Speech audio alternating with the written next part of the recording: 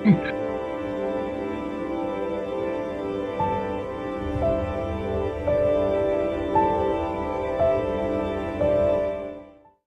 if I were to suggest that you play a key role in the awakening world?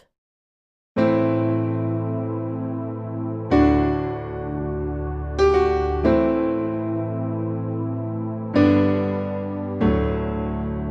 that you are watching this because you have heard the call.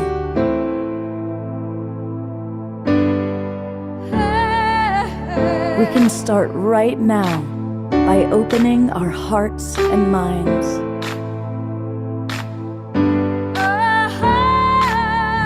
Welcome to the awakening world.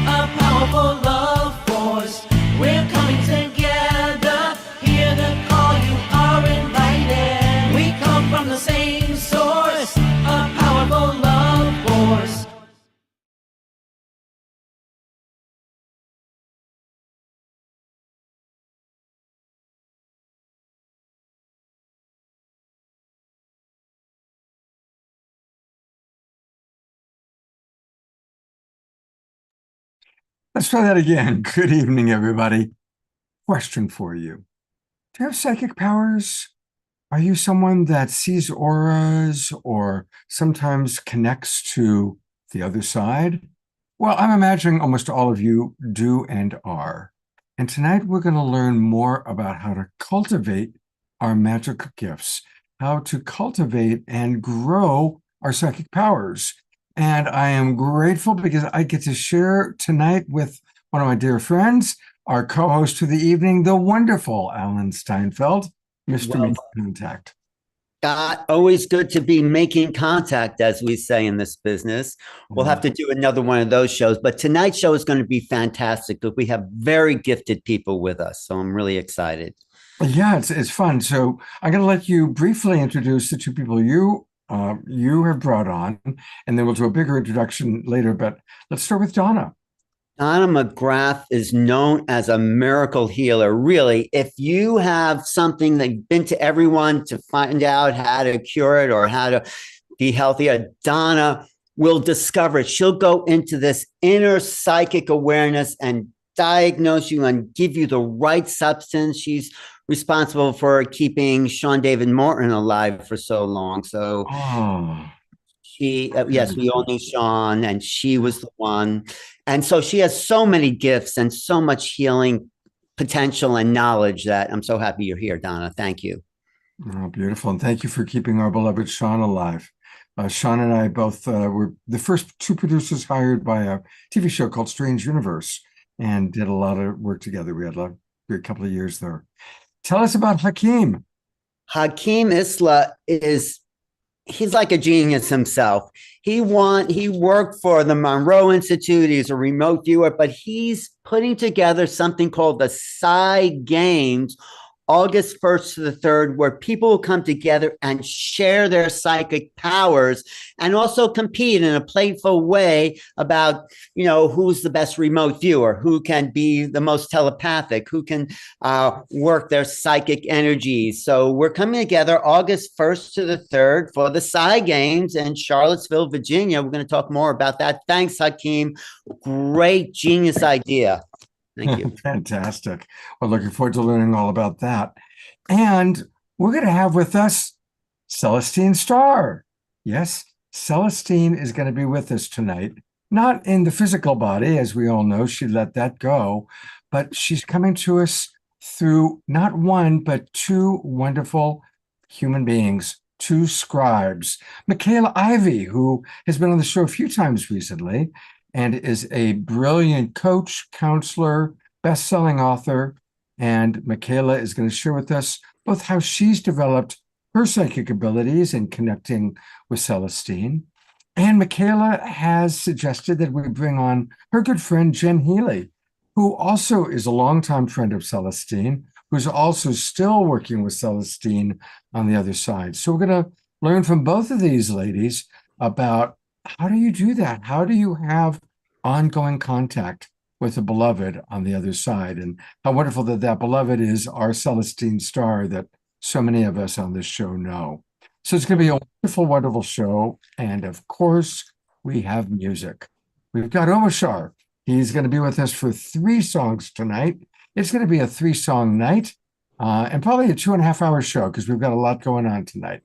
And hello, Mr. Omashar. How did your, this morning you spoke? Omashar speaks. I did. I spoke. I was interviewed for an hour on Humanity's Team, and it was absolutely amazing because the woman that interviewed me, Carissa, was so good at guiding because I'm normally used to just singing, and but this time she managed to tease out of me all of my past history or herstory, as you like to say, and I just noticed that we have someone come into the room that you met yesterday, and that was a mutual friend of ours, and Dr. Ann West. I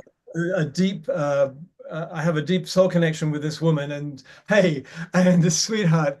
And the reason I'm bringing it up was because before I knew that you had met with our mutual friend yesterday, for, I don't know, sushi or whatever, the song that I intuited to open this with was called Another Dawn, was actually seeded in Dr. Ann West's studio in Hawaii, her music studio. And then I picked up the seed of it a few years later and wrote it into this song. And then I found out that you were going to be with us tonight. And holy smoke, there it is. And I just put this background on because it was good to go with the song. But anyway, here we go. Let's see what happens, shall we? And okay, oops, all these people. All right.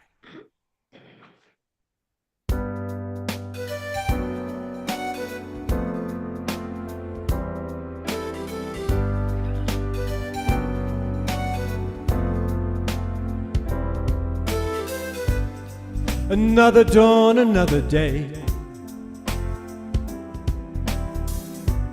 Innocent child coming your way. I've been wondering about my life. Oh yeah. Wondering about my state of mind. But then I heard, who is it for? If not for yourself,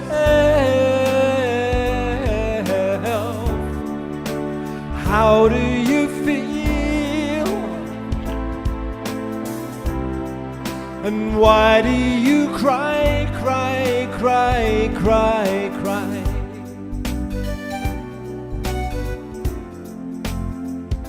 Shooby-doo-wop, wow.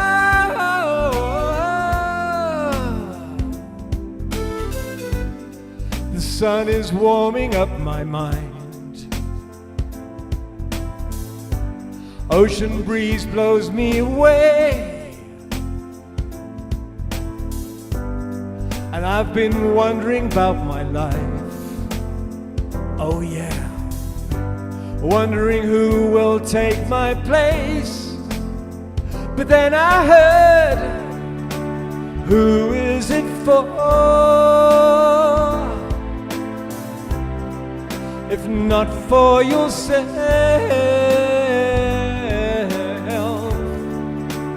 how do you feel? And why do you cry, cry, cry, cry, cry? Who is it for? If not for yourself, how do you feel?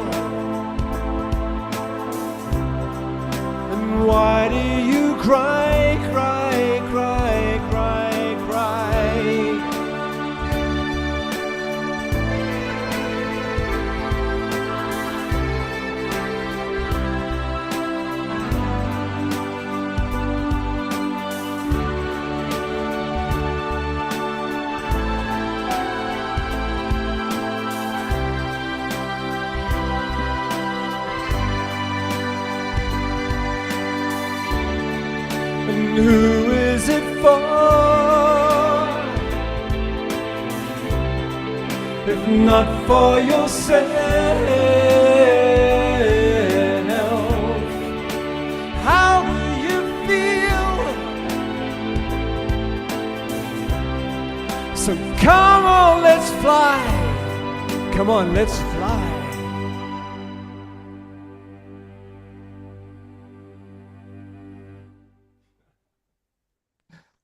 Hey, I'm on Gallery View. Let's all give a big twinkle to our beloved Omar Shah. Twinkle toes. Twinkle those fingers. And thank you for moving and grooving and dancing to the music. Just the fact that we're all so connected, and it's only our dense minds that kind of slow things down. I'm just so honored for this night and for this moment. Thank you. It is really kind of amazing. Ann West, who he's talking about, I had lunch with today. Ann and I go back decades. We made a documentary together in Cambodia. And then she mentioned, Omar Shah is on your show all the time, isn't he? He said, yeah. And we discovered that we both have a long history of loving Omar Shah and being well supported by this beautiful man. And while we're embarrassing him, I want to remind Embracing, isn't it? of that too. Hey, you can get Omar Shah music, of course, every Wednesday and Saturday night by being on the show. But also, he's got a great YouTube channel. Just go to YouTube, go to Omar Shah Music, and there's some great videos. Hypnotized and Just a Breath Away, two of his newest. He actually dropped another one yesterday, and it says in the thingamajig there, "I love you," but it's actually a song called "In the Stillness." And that was the greatest screenshot I could get of it. So anyway, yeah. All right, so I'm us. looking forward. And we will have more Omar Shah a little bit later on tonight. Alan, I'm going to bring it over to you to introduce Donna and get us going. Great. Thanks, Scott. Donna, I'm so happy Donna McGrath is here. She is called a miracle healer. I had a friend who had done everything to help him get out of his depression, out of his whatever illness was going on. He said, I'm at the end of my rope. Who can I call? I said, there's one person I know, Donna McGrath. And she somehow is able to tap not just into the physical, but the etheric, and bring out these esoteric cures, physical cures. She has a full scope of medicine on many levels because she was trained as a molecular biologist. She was invited to the White House under Ronald Reagan for her groundbreaking work with sickle cell anemia. She was noted in Newsweek, Time, API, UPI, the Wall Street Journal.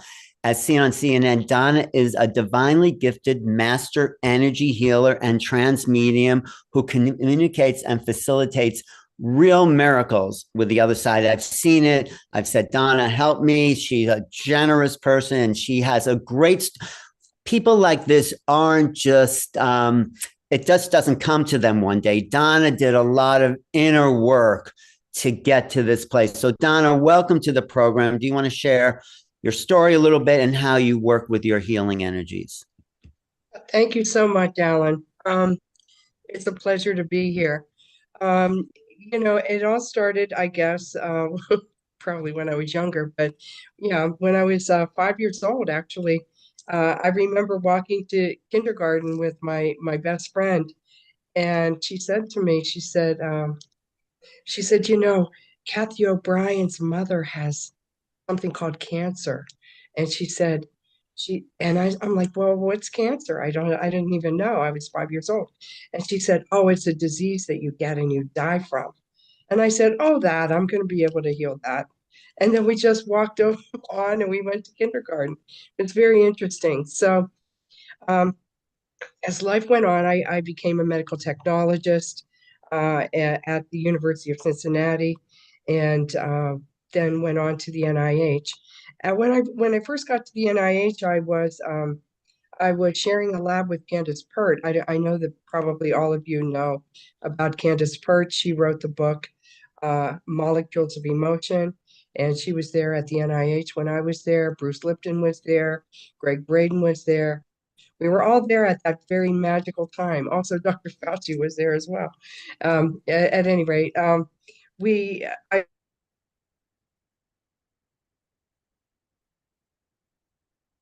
Whoop. Is that just me or is she No, frozen? she's Oh, frozen. Donna, you're frozen, sweetie. she frozen time. All right. All right. Well, We may have we lost. will get back to Donna. It looks like we lost her for a bit. She What was- are we, Alan, go ahead and introduce Hakeem, and we will resume with Donna if and when she comes back. Okay, yeah, no, Donna was just getting to the really dramatic I part. know. We will definitely, hopefully she'll get her internet back We'll on. come back. Well, once, yeah, almost as amazing as Donna is Hakeem is Isla. He worked as a remote viewer. He's connected to the Monroe Institute, but the best thing that he is doing is called the Psy Games. Unleash your extraordinary energies. He's putting together a kind of friendly competition in Charlottesville, Virginia. The Psy Games are a dynamic, inclusive platform for individuals with psychic abilities. Whether you're a seasoned practitioner or a newcomer, he has a chance to network, upgrade your talent, and really come into a community of people where this is not a foreign language. This is an acceptable fact. And now with the telepathy tapes out there, this understanding that we are all telepathic and can activate these gifts are part of our natural human heritage. So Akeem, talk about what your vision was for this event and what's going to happen at the Psy Games. Yeah, thanks a lot, Alan. So the Psy Games is my little baby that came to me as a download, and I kind of was like, well, nobody's really done anything like this before, and I don't have time for it, and I need to just let it go. And it kept coming up again and again and again until I just couldn't ignore it anymore, and I had to kind of move forward. And one of the ways that it really showed itself is that I have two martial arts schools that I teach kids self-defense and confidence and things of that nature. And we teach this martial art called ninjutsu, which has this lore back to the mountains of these warrior monks in Japan. And the kids would always be doing like these mudras with their hands and stuff, like they were these cartoon characters in animation movies of today. And I was like, there's things like that you could really do that we have in our martial arts system as well. And they'd be like, oh, well, show me how to do that. And I really didn't have a way other than like saying, hey, do experiential training in nature like I have for many, many years, and then maybe you'll have an experience. And so that kind of got me into researching different modalities and protocols like remote viewing and mind sight, being able to see without your eyes, and different things like that, working at Monroe and doing Gateway and things of that nature.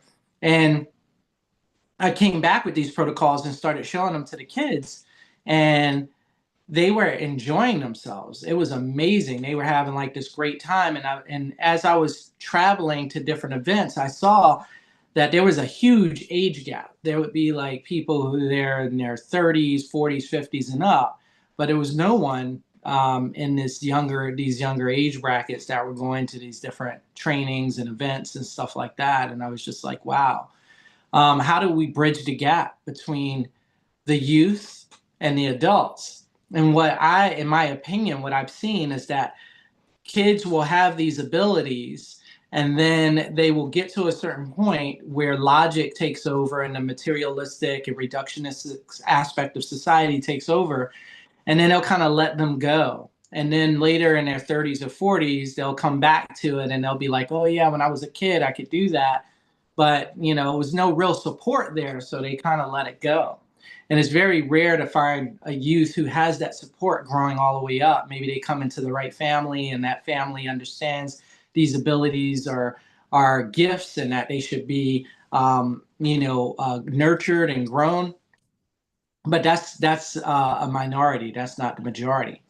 And so the Psy Games is a way to bridge the gap between, it's something that adults can do, where they can come and they can have a fun time competing and have fun with their psychic abilities. And if they don't know how to go about training or growing that, there'll be people there who are researchers and people who are developers of these skills that can help them and that they can make connections that way. And then also it's going to be for youth, and the youth can come and they can also have fun and they can grow in these different ways, and they can link up with mentors, which is a big key, having those mentors who have been there for a long time doing the work and really being able to bring the youth up to that next level. So now we start creating a new paradigm where those who are 15 today become 25 tomorrow, 30, they have their children, and to them, this is all normal. So then when their children come up, they're helping to grow that next generation, into the same type of knowledge and skill sets. And so we have three facets to the side games. One is the actual games, where we want to also, in a fun, loving community. Sometimes people hear the word competition and they think negative. And really, I think that's, because sometimes in America, you have these competitions and they tend to be very sometimes negative. You got people who come from different backgrounds and they have different views. But if you build something with love and all of the people involved just want to have fun and support each other and just want to grow and push the limits of what's possible, I think that sets a different culture or a different environment around that kind of word. And that's really what we're looking for, is to try to push one another and inspire one another to greater heights so that we can see what is possible and what the standard is today, that we try to push beyond tomorrow. And So then how we do can you see start this raising that up. I'm just wondering, how do you see the structure? People come to Charlottesville. Mhm. How is the whole weekend structured in your vision? Yeah, so Friday and Saturday is going to be primarily Friday is going to be a lot of lectures and workshops and things of that nature. We have several keynote speakers that'll be there as well. And then on Saturday, we have a few more lectures and workshops, but then it's game day. So that's when we have a lot of the different games.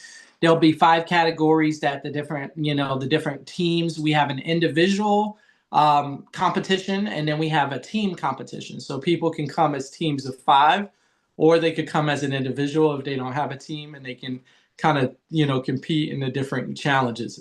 The 5 different categories are going to be remote viewing, mind sight, precognition, psychokinesis, and then pendulum dowsing. So we have 3 different tests or 3 different games in each one of those genres that one person will compete in that particular game or in that particular genre. And then you would get points, and then you would rack up so many points, and then your team would either get first place, second place, or third place. But it's just about fun anyway, so it doesn't really matter. But it's going to be just a great time. And then on Sunday, we have more keynotes, and then we have kind of like the culmination where we do award ceremonies and we have a good time. And so it's at the Omni Hotel, which is a beautiful hotel in Charlottesville, Virginia. We're also partnering with DOPS, the Department of Perceptual Studies at the University of Virginia. So we'll be doing a tour of their campus and their labs during this event as well. We've partnered with the Monroe Institute and the Rhine Institute as well. So it's going to be representatives there from each of those organizations to kind of help people and along with their growth and their training and things of that nature. Kim, it sounds great. And we've put it into the chat box. I've got a couple of questions for you. Of course, not all of the people are going to be able to make it out there. Will it be covered online? Is there an online option for watching or participating? Unfortunately, this year, no. It's just so many moving parts for the first time. We didn't want to tackle that beast just yet. We wanted to get the in-house stuff under wraps and working smoothly, and then we don't want to if there is a disaster, we don't want to twofold it. No, totally understandable.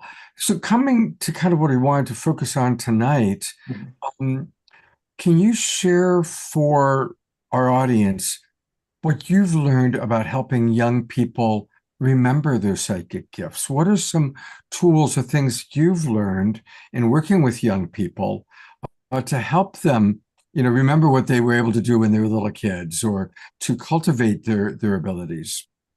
Yeah, I think first, the things that I found that are the best is you have to make it real and fun. So they have to know that it's not weird, or it's not something that sometimes especially depending on what background the youth comes from, they may have a very real experience, but they'll pass it off as like imagination or something of that nature, because they're afraid to feel like it's real. So sometimes you have to really be one of the forces in their life to say, oh no, what's happening to you is a real thing, and it's other people who are experiencing that as well. And then beyond that, make it fun to explore what it is. And then finally, give it a purpose. What I found is that at a certain point, all of the kids end up having that question where they say, well, why is this important? I get why me practicing reading would be important, or me practicing, science is important, but why is me understanding my intuition important, and getting to know that side of myself important? So you got to give it purpose as well, so that they have something to hold on to, and they can understand why it's important to their growth and their well-being as they continue to move through. If not, they will shut it down at some point and just push it off at the wayside. And much of our society is telling them that it's not important. Hey, because of this kind of materialistic design, reductionistic design, if I can't touch it and taste it and others can see it with me, then it's not real, and that's not that we obviously know that's not the case. So those are some of the 3 lessons that I could think of off the top of my head. Scott, we are in a consciousness revolution here. When I'm teaching remote viewing, and more people than ever are signing up for my remote viewing courses, there's something in the collective that is pushing people to know more of this thing called consciousness. And the Sky Games, it's just an aspect of who we are. We're finally dropping away, as Hakeem said, from this materialistic, mechanistic view of these bodies, as just machines, and realizing, and what I've learned from remote viewing is that we are infinite consciousness. We really, really are. And with the telepathy tapes, like I said, with what they're doing now with psionics and calling in UFOs, this is a whole new breakthrough about who we are as human beings. It's really a fantastic moment in time, and it's perfect for what Hakeem is doing. Yeah, no, thank you, Hakeem. And I love that you're working with young people. I'm a big fan of the series Cobra Kai, and I just watched the very, very last episode last night. So I'm picturing you in your dojo with your young people. Definitely looking forward to learning more. I noticed that Donna's back. So, Donna, hopefully your internet will behave, because we were really enjoying your story, and I'm going to go back and put the spotlight on you. One more thing I want to say about Hakeem. Go ahead, Hakeem. Okay, I just wanted to make one more point, which I think is also very, very important. And that point is that one of the things that the Psy Games is really aiming to do, this is near and dear to my heart. I'm being a little tricky, and I'm willing to admit that. And the trick is that kids love to play the video game, right? And they'll spend hours and hours on the video game. And so by creating a gaming fashion where kids can come and have fun gaming with these different psychic abilities, what they will start to have happen, and what has happened at our schools, is that kids say, well, how do I get better at this? And I say, well, you have to take some quiet time, be with yourself, and then breathe a little. And you'd be amazed at how they self-motivate based on that information. So now they're like, hey, Sensei, I spent like an hour or 2 meditating the other day. And they're so excited about it. And so what we're doing is I'm saying, if once you give them that focus, that motivation, then they will do the work on their own, because now they have that motivation to go. And if they spend more time inside, that's where the awakening is going to happen. So the goal is, how do we get them to spend more internal awareness and spend more time inside than they do outside looking for things? And I think this gaming mechanism, or this gaming idea of like the Psy Games, is really what's going to help with that. And then in that, the work will be done on its own once they spend that time on the inside. And we create a whole new generation of people who grow up like that. It's sky's the limit. So what our potential starts to manifest as this new generation continues to come through. Thanks. Sensei Hakeem, you rock. I love that. I love that you're doing this.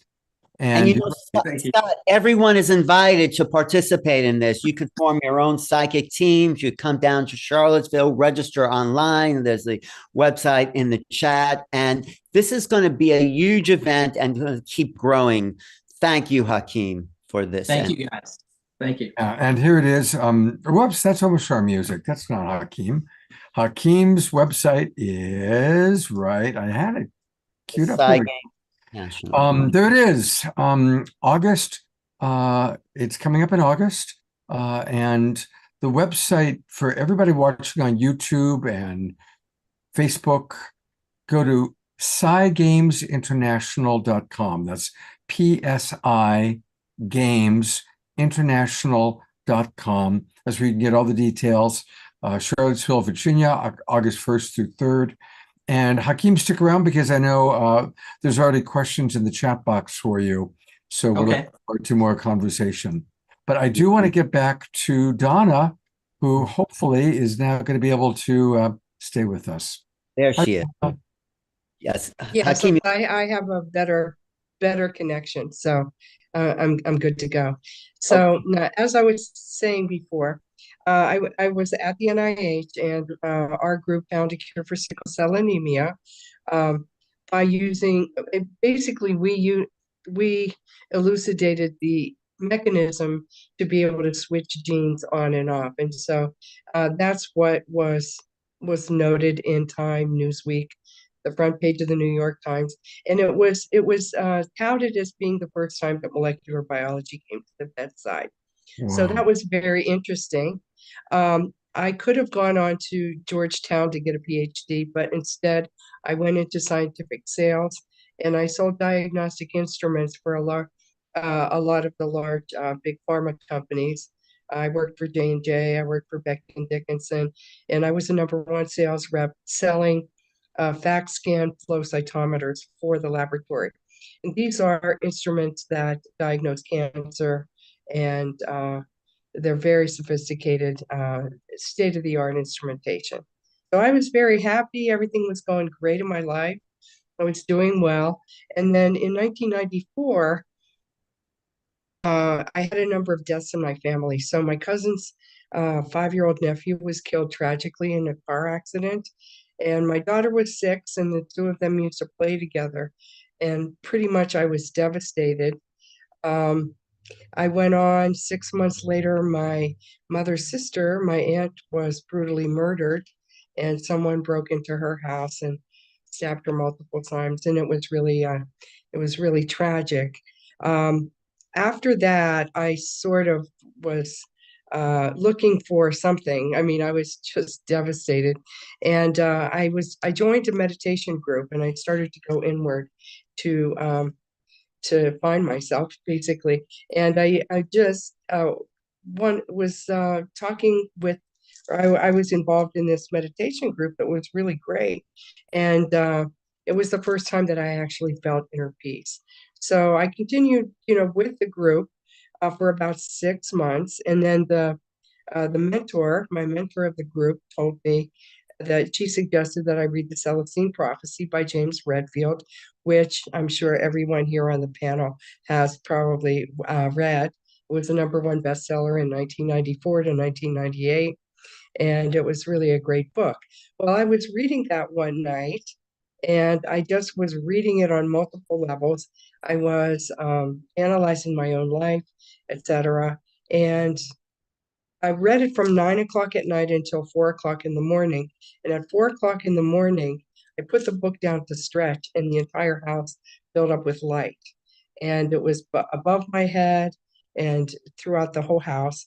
And the voice came and said, "You thought you knew so much: molecular biology, biochemistry, immunology, toxicology, and all these different ologies. And all you know would fit on one grain of sand on this beach."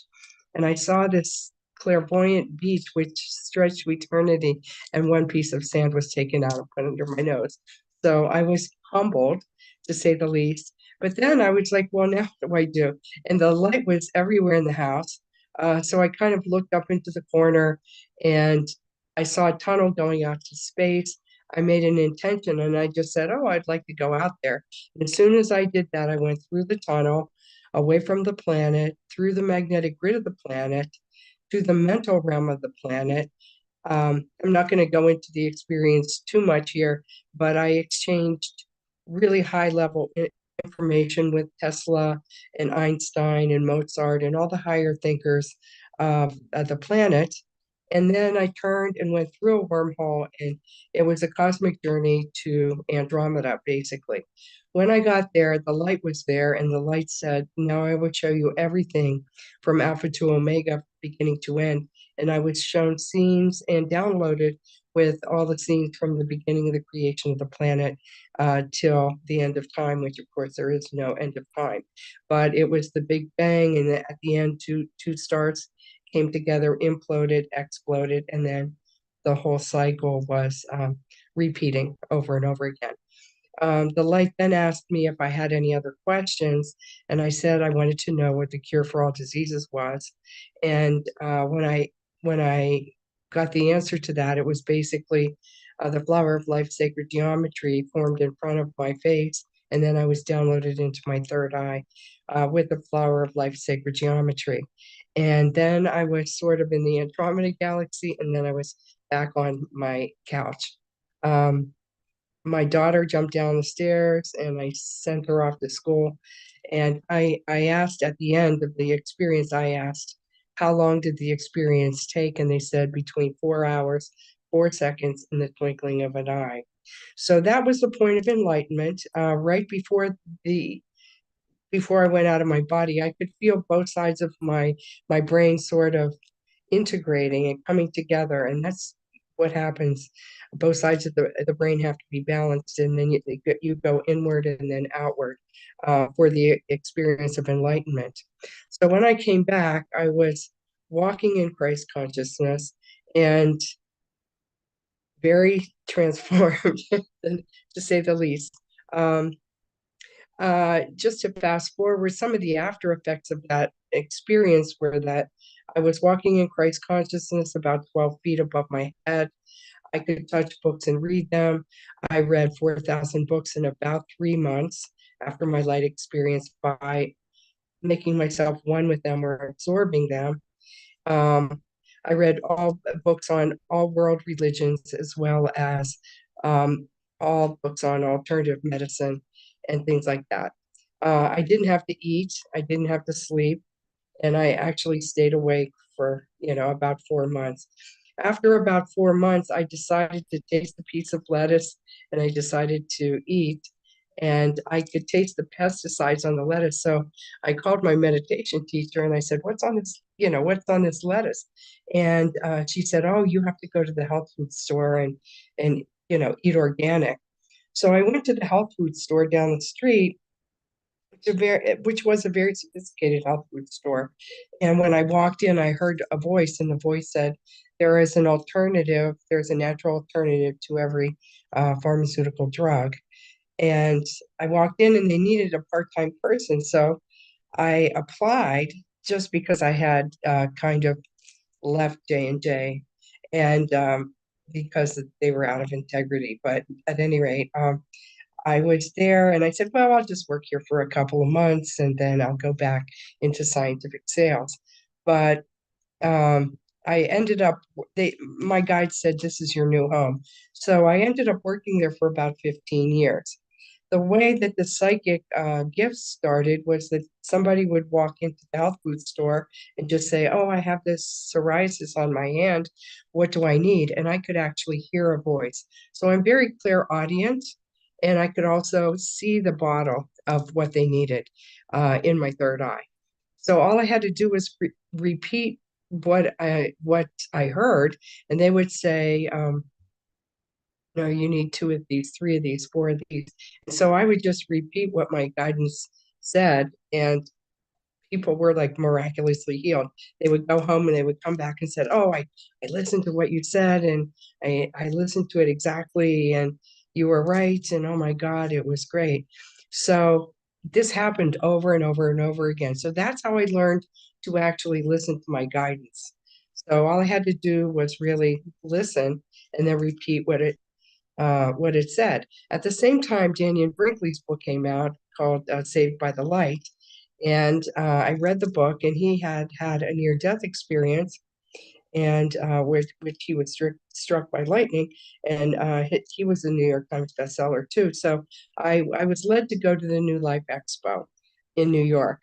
And when I went there, I met Daniel, and he said, well, you're going to be at these shows, and you're going to be writing a book, and you're going to be working at these shows and everything. And actually, I thought he was crazy.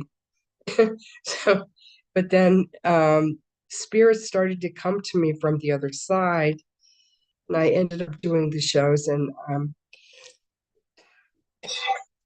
I'm sorry, I ended up doing the shows, and I would do probably about 100 to 150 readings a weekend. This was at the time when James Van Praagh was at the shows, and he would do these large audiences, and then people would want a reading afterwards that he didn't get to. And so I ended up doing just quite a number of mediumship readings. So I would do the mediumship readings at the shows, and I did about 40 of the New Life Mind Body Spirit Expos around the country and in Canada, etc. And then I would work in the health food store during the week. And then on the side, I also worked on the psychic hotline on Psychic Source. And so I kind of at one point melded all of my techniques together. And I also became a Reiki master. I'm a hypnotherapist. I'm a master NLP master. And I studied IET, integrated energy therapy, spiritual response therapy, muscle kinesiology, and number of probably about 8 or 9 different modalities, the emotion code, etc. Well, So, is there anything, because we'll get back to you, but is there anything that you can give us now that other people might use in their lives? And then we'll come back around to discuss all the healing techniques that are possible. I mean, people that can use in their lives. Healing. I mean, any advice to leave them at this point? I mean, what I learned in the health food store is just, basically overall, in order for healing to happen, it has to happen on the physical, emotional, mental, and spiritual. So many people came into the health food store, and of course, everybody always wants to help themselves and use supplements, but you have to use the right. What I found in the health food store is that you have to have the right targeted supplement for your condition that you have. You have to have it in the right dosage. You have to take it for the right amount of time, and it has to be in the right form. So if it's, if you only need a liquid or you can't swallow it or whatever, it has to be in the right form. So again, the targeted thing, and many people do not follow through on taking the right thing or the right amount for the right time. So what I would share is to call me or go and get the information as to the right supplement that you need. But also, by just taking supplements, the second factor is that if the emotional causation of the disease is not figured out, what I do in my sessions is I set the intention of the session, and then we go back. My guides take me to the years in which the problem started. So for instance, if somebody has asthma or something, I go back to the first time in which they had the first asthma attack. And so that has to be cleared energetically, and I can do that. So you need to clear on the physical, emotional, mental, and spiritual levels. The mental level is also important because you have to have the right thought process. We'll put the best way to reach you in the chat, because I'm sure a lot of people, and then we'll also come back. We're just going to introduce some of the other guests here, but I know you do miracles. I've seen it, I've heard it, I've experienced it. So I'll tell you what, a miracle can occur if you go back and you just simply remove that one major trauma that happened to cause the whole thing. It kind of goes and gets cleared as a domino effect. So I'm really good at being able to look in, and I listen to the guides. They'll say, what happened at the age of 16? And I'll ask the person, and they'll say, oh, that's when my father died or something, and then I would clear that and overlay them also with specific energies to clear the grief that they had or whatever their problem was. So yes, everybody, anybody that wants a session with me can email me at miraclesbydonna@gmail.com, and we will get back to you. Scott, Okay, we so should I'll do a put whole that in the show with chat. Donna. Do you want to do a whole show with Donna coming up? Yeah, absolutely. Sometime let's do a whole show for sure. Oh, I have some really great case histories I will Yeah, share well, with you later. yeah, and actually, that as wonderful as it is here about your history, I'm interested in having you work with some of our people in present times. So, Donna, your story is amazing. I really appreciate what a blessing you are to our awakening world, and we'll come back to you in a little bit. Yeah. Okay, thank you so much. Yeah. We still have two more extraordinary healers, and the Beyond Healers, these are all of our guests tonight have really been willing to trust and to go beyond what our mainstream world might show us or teach us. So I really appreciate the courage of each of our guests, and then how they're taking these abilities that they are developing and cultivating and doing wonderful things. And the next person is somebody we've had on the show twice recently because she's doing some amazing work, bringing our beloved Celestine, still working with her. And so welcome back again, Michaela. And right off the bat, I just want to let people know that tonight you'll get a homeopathic dose from Michaela. And tomorrow there's a whole evening. Deborah Giusti is hosting it. And our other two guests tonight, Michaela and Jen Healy, both of whom are with us right now, are going to be doing an entire evening dedicated to the art of aligning with the highest spiritual mastery. I mean, it's going to be an amazing evening with Celestine, whom we love so very, very much. So welcome back to the show, Michaela. And tell us about your journey of discovery and maybe applying what you've learned that would be applicable to other people that are on the path of cultivating their abilities. Thank you, Scott. I'm really honored to be here. Super grateful. Just seeing everyone on the call, just feeling so much love here. And what I've come to realize about psychic abilities, and when we say psychic abilities, I'm saying intuition, awareness, consciousness, bandwidth. So those are the words I would connect with psychic ability. So I think sometimes that's like a big buzzword and that might like intimidate people. And what I've come to understand is our psychic abilities are directly correlated to our capacity to love ourselves, to live from our heart, to trust our wisdom and embrace our journey, and to slow down and get out of our head and into our intellect. And really our psychic abilities are innate, just like our well-being and our psychology is innate. And we've been in a big misunderstanding right now. So everybody is psychic. Everybody has the capacity to hear wisdom. So wisdom is this higher self. We can call it source or God or creator that has been guiding our life and helping us make the best decision in the next moment. So how we connect with our highest wisdom and the master teacher within ourselves, if we're going to talk about our highest psychic capacities, is tuning into that. We have to slow down and bring more awareness into each and every moment. And your capacity to be present to what is and to deeply listen, but not listening from up here in your hearing, but from listening from your heart.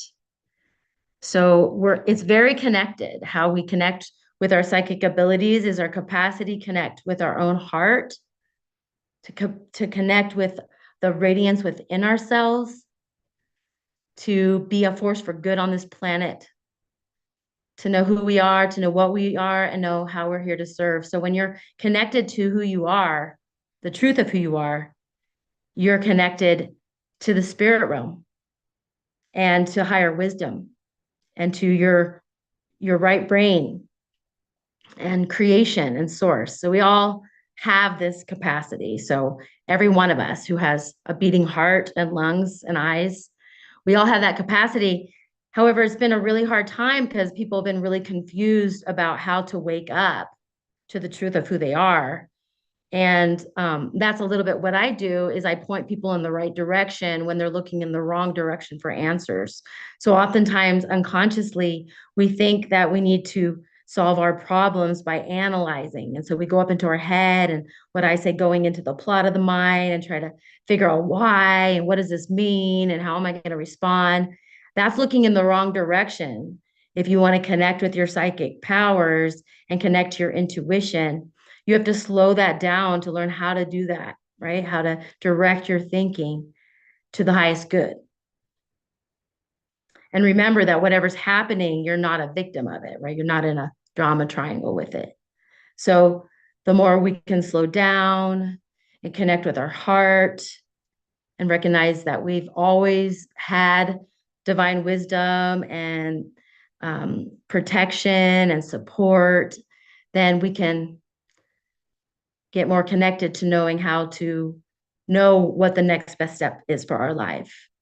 And because we don't need to have to go too far out with our psychic abilities either. I mean, there's a point where in our psychic abilities, once you come home to the truth of who you are, you just know that everything's going to work out. And not only that, no one can gaslight you, okay? No one could project a story onto you that isn't real anymore, which is exciting. So then you're sovereign. And I'm just very excited because I've connected with Celestine Aisha Star.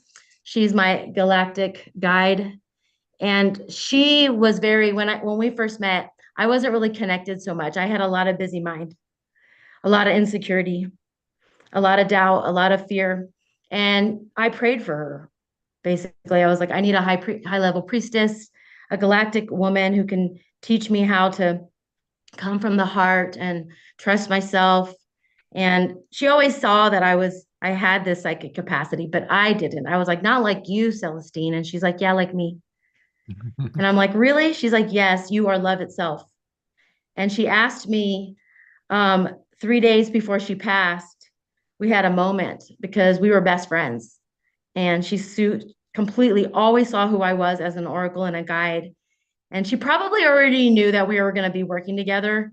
I didn't know, but she always did. And there's a picture of us. And I'm like, I know she knows. She knew. She asked me, though. She asked for my permission. She said, Michaela, I'm going to cross over these veils. And I have been working on a project for over a year now. And would you be willing to to work with me from the other side and help me finish this project I've been working on for over a year? And I said, yes. Of course. I didn't know what it meant. I didn't know how it was going to happen. But as soon as she passed, I was there the moment she passed, the 10 minutes after, but her spirit was there and she came in with me and I knew that we had this star connection. You know, she's connected me with the galactics, helped me to understand what I was seeing in the skies, seeing ships, getting messages, always was like helping me normalize that, because she understood it. And I always was able to suspend my disbelief with her. For whatever reason, she would say outrageous things sometimes when she was trying to point things out to me. And it was hard in the beginning to see them, but I just kept suspending disbelief. And then that allowed us to have rapport and she kept sharing with me. So she's asked me to write this book. And she came to me right after she passed away. And she said, go to your phone, go to your suggestive text. Tune in with me there. You'll learn how to use this. So I ask her questions and then she responds. I can ask her about anything. In fact, I have something that I'm going to share, maybe not in this moment, but later, on what it means to connect with your psychic gifts, how she shares it with me, because I'm a scribe. So I hear it, but it comes through my fingers. So I have to go and reread after she writes. And I've gotten so much better at being able to know which words I need to choose to finish the sentence, and just the connection that we have.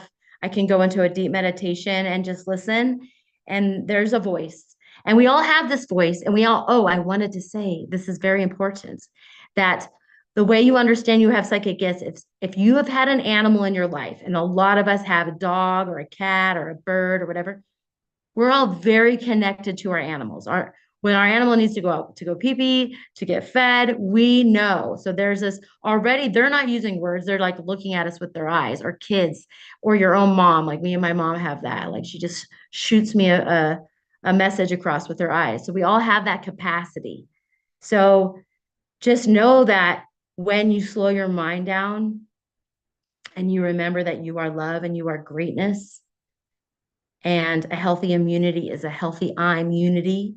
And we step into unity, which is what I'm going to be talking about in this next show, transforming disconnection into unity and really awakening. Awakening what? Awakening the radiance within, the inherent luminosity. She speaks of this often, is becoming whole. And just like the skin, when you cut yourself, wants to heal, you don't really have to do much, right? We know in physiology, you just have to let it heal and it will. We don't have to think about our healing. It just happens. The mind wants to do the same thing. It just wants to heal. And when healing becomes healed, it becomes whole. And we tap into the radiance within, the love within. And then we are able to set boundaries with an open heart. We're able to quiet our overthinking and tune into our soul and cultivate relationships built on respect, on love, and on mutual growth. And we really get to navigate our inner landscape by recognizing life happens from the inside out, not the outside in. And really, that's the great awakening that's happening right now. Once you realize that you're a creator of reality and life happens from the inside, it's not thoughts that create experiences, but it's not that experiences create thoughts. Thought creates experience, because if you don't have thought, you don't have any of this. Okay. You're not in the matrix. You're not plugged in. So once we recognize the power of thought, that everything comes to us via thought, right? And we don't have to trust all the thoughts that we think. In fact, there's a lot of erroneous thinking. And when we learn how to filter this erroneous thinking, these insecure thoughts, I'm not good enough, I'm not worthy, I'm not enough, lies, okay? That's plagiarism. We picked that up. I'm sorry, but it's time to put that down. And this book that I'm writing is going to teach you how to do all of that. Come home to the truth of who you are. Come home to your wholeness and your innate well-being, your innate inherent luminosity, your innate wholeness, because it's all innate actually. And the only thing that's going on is you just don't know what you're doing yet. I'm gonna come in there, Michaela, because you're sharing so many wonderful things. But I also want to get to Jen, and I'm going to read a couple of comments that have come in just now. Ayada wrote, Michaela, I love this. Susan Bloomquist writes, what a wonderful, accessible expression of these concepts. And Omashar says, yes, the inherent luminosity. So thank you for helping us, because that's really practical. Practice self-love, practice trusting the universe, practice knowing that, this is real. And those are very beautiful tools among all the others that you've given. And I would say that Jen Healy, who will be coming on, has all those tools. She is very fine-tuned in that, and I'm excited to have her here. My wing woman. She's my wing woman right now. Well, I'll leave you on for a moment. Tell us more about Jen Healy. What about Jen? You can be more specific since we're introducing her right now. What would you like for the audience to know about Jen? Jen is in high mastery with her spiritual self. She is tuned in on many levels through mind, thought, consciousness, awareness, bandwidth. She meditates daily, has transmissions. She connects with higher self, and she's able to transmit this through words, and she does it in real time. And she works in this quantum field, this quantum realm, this quantum love, as she calls it. And that is waking up to our true self, as I was speaking, and entering the toroidal field and recognizing the sacred geometry that lives within and without us, and tuning in with how to connect with that in an embodied way. Jen Healy, would you say that I was able to tap that in? Maybe you can continue on with that, sister. What you do and who you are. Yeah. Thank you for all that you shared as well. It's an honor to be here, Scott. Thank you so much. I really love Celestine, of course. That's why I'm here and to support Michaela. But I wanted to talk a little bit about my journey because we all are psychic, like everybody has said before. Just kudos and ditto to everything that's been said. But yeah, we're trained away from our natural state, our inherent nature that Michaela is pointing to, our innate wellness and well-being. So most of the time, we develop our psychic abilities out of fear. This is what I've noticed. So for me, I grew up in Philadelphia. I was brought up in the inner city. So my psychic abilities were really a survival mechanism. So I learned to recognize what was dangerous. And a lot of people will develop their psychic abilities and be like, I knew that was going to happen. Right. And this is the training ground. I feel like the Earth School is the training ground for this, where we get to recognize we're all psychic. And sometimes, depending on our environment and situation, thank you, Hakeem, for what you're doing with the kids, because it is like key at those formative years to get them on board with this, normalize it. This is our superpower. And that's what we're really here talking about, is our superhuman ability to connect with the innate self that already is connected, that already knows, and it's already there. And so I went through a long journey of forgetting, right? I was very entrained in the sciences, and I bridged that eventually with the healing arts, but it was a long journey of coming back to self. So my background's in engineering and physics. I went through undergrad with 2 degrees, and then my PhD program with 2 degrees. And then in the middle of that experience, I had a massive awakening in the 90s, right around 1997. That was not guided in any way, shape, or form. Source started speaking to me directly. And when I would share this with other people, they're like, just don't tell others that you hear voices in your head. It's just like, just skip it. And eventually, after walking around for 6 months, similar to you, Donna, I dedicated my life to the spiritual path. They showed me that I'm here to pioneer a whole new energy medicine of blending physics, quantum physics, with the healing arts. That was called quantum healing. And at that point, I had like zero background in spirituality. Zero, of course, religion was a part of my life and all that. I just didn't really relate to it. And then I was shown that I was going to move to San Francisco and pioneer a whole new energy technology that's called Healing Technologies. That's one of the companies I created in 1998. And back in the day, it was considered voodoo magic. You might as well just be talking in tongues. And so I did that. I still do it. It's kind of like my adult child company. But right around 2008, I'm going to just fast forward 10 years after studying and deep diving into every single modality I could get my hands on, both Eastern and Western. We had the whole crash, right? And I took my overachieving abilities and I applied them to the healing arts and was kind of on this trajectory of like changing medicine. And then when 2008 happened, I had like another deep awakening where they were like, okay, you're going to teach everyone how to play. And so I created several companies between 2008 and 2009 that were all about play. So teaching physics through play. I call it the quantum playground.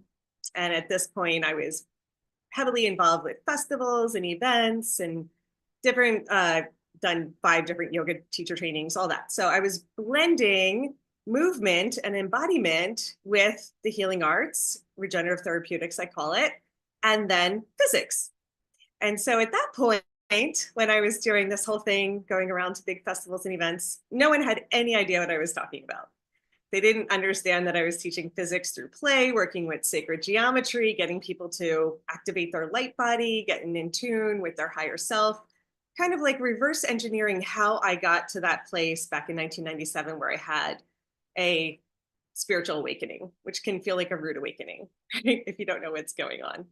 So I was finding creative ways to blend the spirituality with the science, the healing arts, and technology. I'm in Hawaii, so excuse me if the mosquitoes are biting me. So at that point, I wound up creating another program called Aerial Yoga Play. It got super popular. So I wound up making yoga swings and teaching physics through this apparatus that looks like aerial yoga, but it's really spiral energetics, using the sacred geometrics to open up the body so that our energy body can actually hold and receive the messages or the wisdom from our higher selves. Because we're all connected to our higher selves, as all of you have said. If you're breathing and you have a body, you're connected. What happens is we wind up pitching ourselves off. We pinch ourselves off through our thoughts, through our actions, through our behaviors, habits. And so then we want to go through this place of what I call the reconnection, of coming back home to the self. I offer many courses and guided meditations that are the techniques that can show people, I call them quantum techniques, that can show people how to get more in tune and in touch with themselves so that we can clear the channels, we can open up the circuitry, and therefore we can hear, right? We can hear our higher selves through our hearts. So tomorrow night, we're going to do a longer version of this. This is just like a little teaser of what is quantum love, how to get in tune with I call it the Merkaba, the double tetrahedron of the heart, to activate our toroidal force field and get in tune with our higher self so we can have soul embodiment, not just go up and out, but down and in, so we can live it on the earth plane and be those clear conduits and channel for source to pulse through. I feel like this is the healing of the earth. This is the birth of the new earth. And that's really what the call is and was for all of us answering the call to come here and start to embody these codes. And we start to transform from the inside out, which is a lot of what you guys talked about, is listening, being available from the inner world to the outer world. They're all just holographic representations of each other. And so tomorrow night I'm going to do, for the first time, I'm a really private person, to be honest with you. I don't do a lot of shows, although I was on one of the first Saturday Night Alive shows with Scott and Deborah back in 2020. But yeah, I'm more like, I like working one-on-one. I like more concentrated, deep. I could do deep dives, which are like 3 to 5 days with my clients. But tomorrow night is a rare opportunity to see me do a live quantum healing transmission where I connect to our dear soul sister, Celestine. And she is going to open up the energetic pathways so everyone can connect to her and everyone can receive that healing, whatever is blocking us, right? Because we don't need to learn how to love. We already know how to love. We're removing whatever obstacles and blocks that have been kind of overlaid. I see them as overlays on our energetic body that are blocking the natural flow of love, which is source, which is self, which is life force energy from flowing through. So I hope you guys can tune in tomorrow night. It's about 5:30 p.m. Pacific Standard Time to 7:30 p.m. We're going to have Michaela sharing her beautiful transmissions in Scribe, right? I do audio transmissions live, and she scribes. So it's a really fun combination of hearing her incredible poetry, just beautiful words coming through. And then I will actually be doing what I call a dual transmission. So I don't consider myself a channel. What I like to do is I connect to my higher self, which again was like a gift. Through a lot of pain and suffering, I just kind of popped out the other side, I call it, kind of similar to Eckhart Tolle's story. But then I reverse engineered. What did I do to get to this place where I could connect to my higher self and source?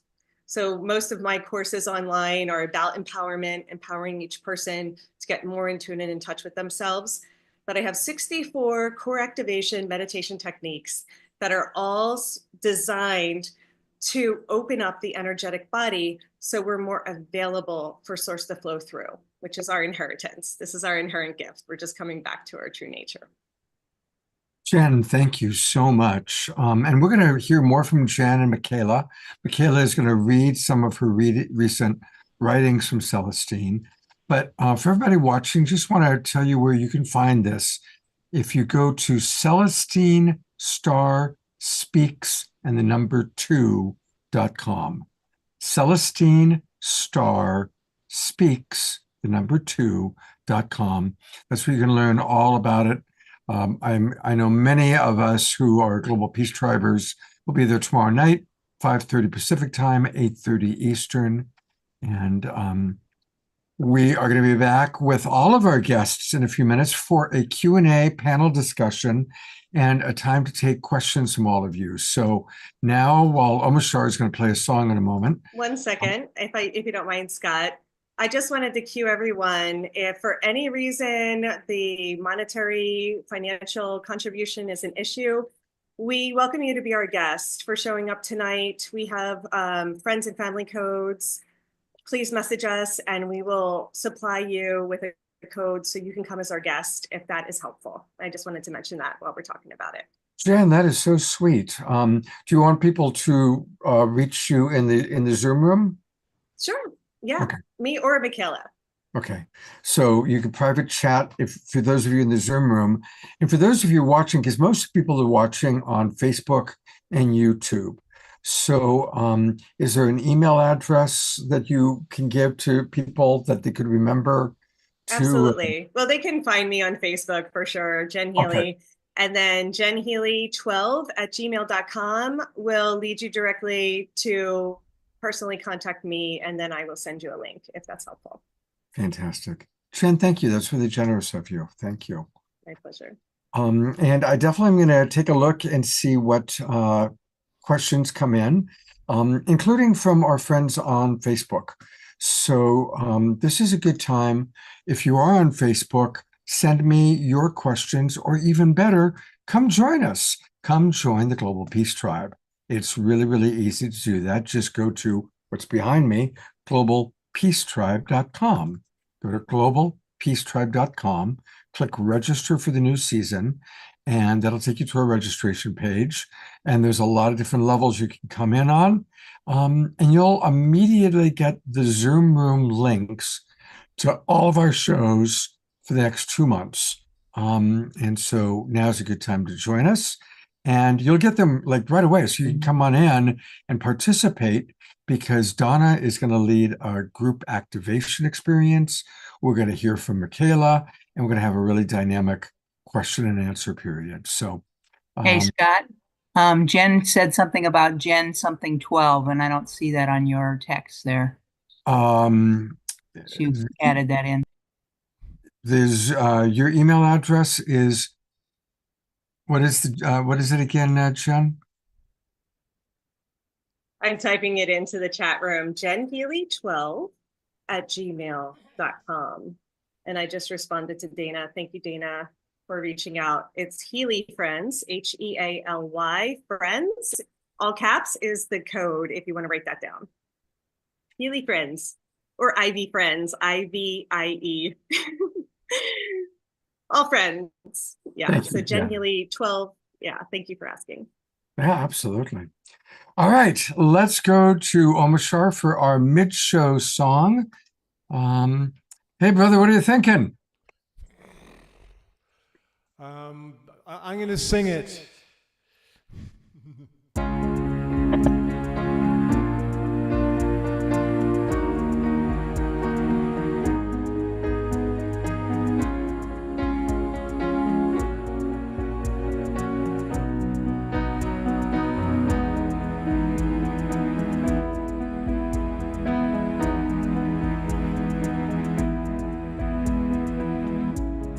What if we could find a way to wipe away all tears and fears, all broken hearts, to clear the way for a brand new start?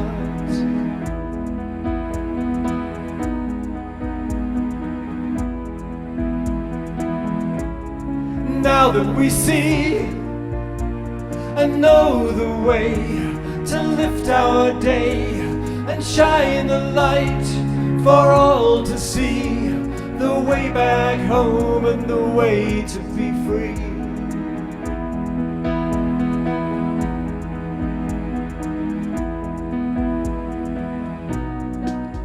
Let our love lead the way.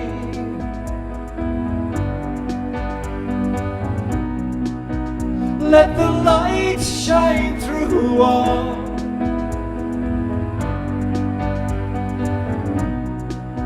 Let our hearts and minds be free.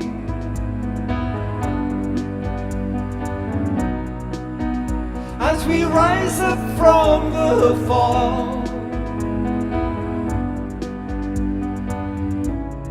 There is a way to see again, to be again, to know the truth and smile again. With an open heart we feel safe again.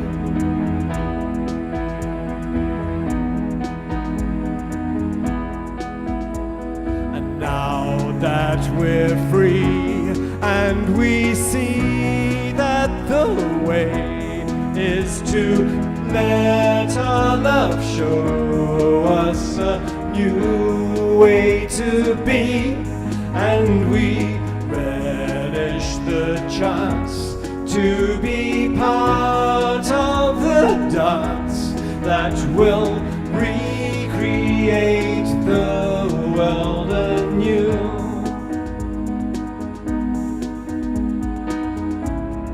What if we could find a way to wipe away all tears and fears, all broken hearts, to clear the way for a brand new start?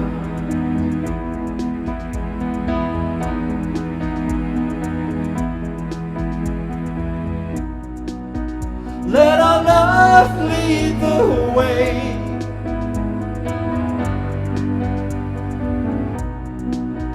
Let the light shine through all.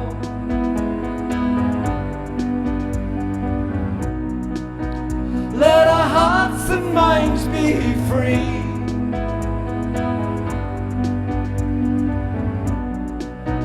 As we rise up from the fall,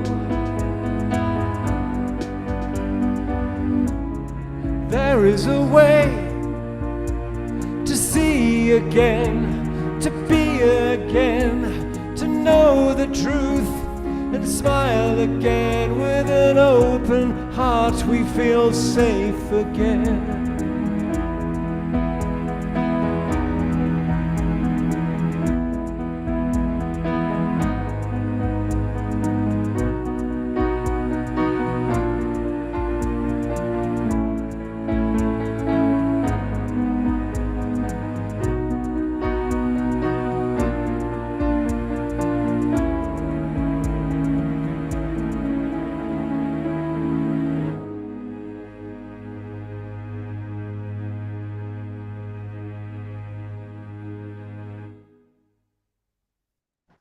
Wrinkles and appreciation for our beloved brother Omashar. Thank you so much. And thank you, everybody. You're welcome. And you asked me before I started the song what I was thinking. I am just over stuffed. There's another word for the absolute eloquence and beauty of the guests tonight. It's like everything builds upon everything. And even if I was just listening, I'm already feeling so expanded and so grateful to be in the presence of these luminaries. Thank you. You know, Eleanor Joy wrote something along those lines, Omashar. She wrote, "These speakers are blowing us both away," speaking for herself and her beloved Ian. She says, like, wow, I cannot imagine having people like these amazing beings in my classroom in high school. Thank you so much. So very inspiring. So absolutely. So I'm going to bring up our guests. And now is when we've got some opportunity to ask questions. Again, a reminder for those of you on Facebook, I'll be scanning and taking a look at what questions you might have. And of course, Alan, if you've got anything that you want to ask or bring up, please feel free. Well, I do, because what we've witnessed here is this revolution that's taking place. I mean, people are no longer afraid to share their deep gifts. I mean, from medium psychics tuning into crossing over to what Hakeem is doing. Of course, Donna's fantastic healing abilities. We are entering a new time, Scott, and this is what a global peace tribe is really about. So I want to ask Hakeem, after hearing all these amazing presenters, how does this fit into your vision of the Psy Games and where you want to take the whole process of opening people up to this knowledge? Yeah, I think that's a beautiful question. Thank you for that, Alan. And thanks everybody for everything that you've shared. And really what we see here is kind of the idea behind why the Psy Games exist. We have all these beautiful beings of light that have these incredible gifts that they have been really expanding over these years of their practices and sharing that in all of these ways. And so how do we get those individuals in the same room as people who may not have this awareness or may be looking for it, have an inkling? How do we get these individuals in the same room with young folks who are looking for mentorship, who are trying to be guided in a way and may need mentorship and not even know it yet? You know, they get that connection.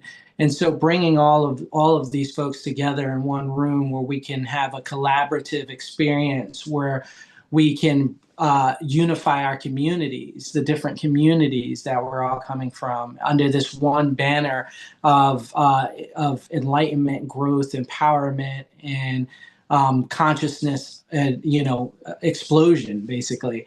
And how do we get everybody all in the same room doing that together is really what the Psy Games is all about. You know, the games is really for fun and less for competition. You know, it's just really this fun and light. Well, Donna, do you see this as a potential university, that something you could lead and share your wisdom and have other people access this? Yes. How's that? There's so much to learn, you know. One of the other things that I utilize in the healing is that I was downloaded with the body map of the entire body. And so I know that if you have a problem in a certain area, I know what actual flower essence frequency to overlay you with to clear that energy. So if you have a tumor, a bump, a mole, a pimple in a certain area, I can tune into that and then apply the correct frequency to get rid of that But other energetically. people can learn that as well, can't they? Yes, I'm going to be teaching that in my master course. It's very complicated. I've taught the master course a couple of times, and it's very in-depth. So I'm getting ready to, I'm putting together a new structure, and I'm going to be introducing the master class in a couple of months, probably online.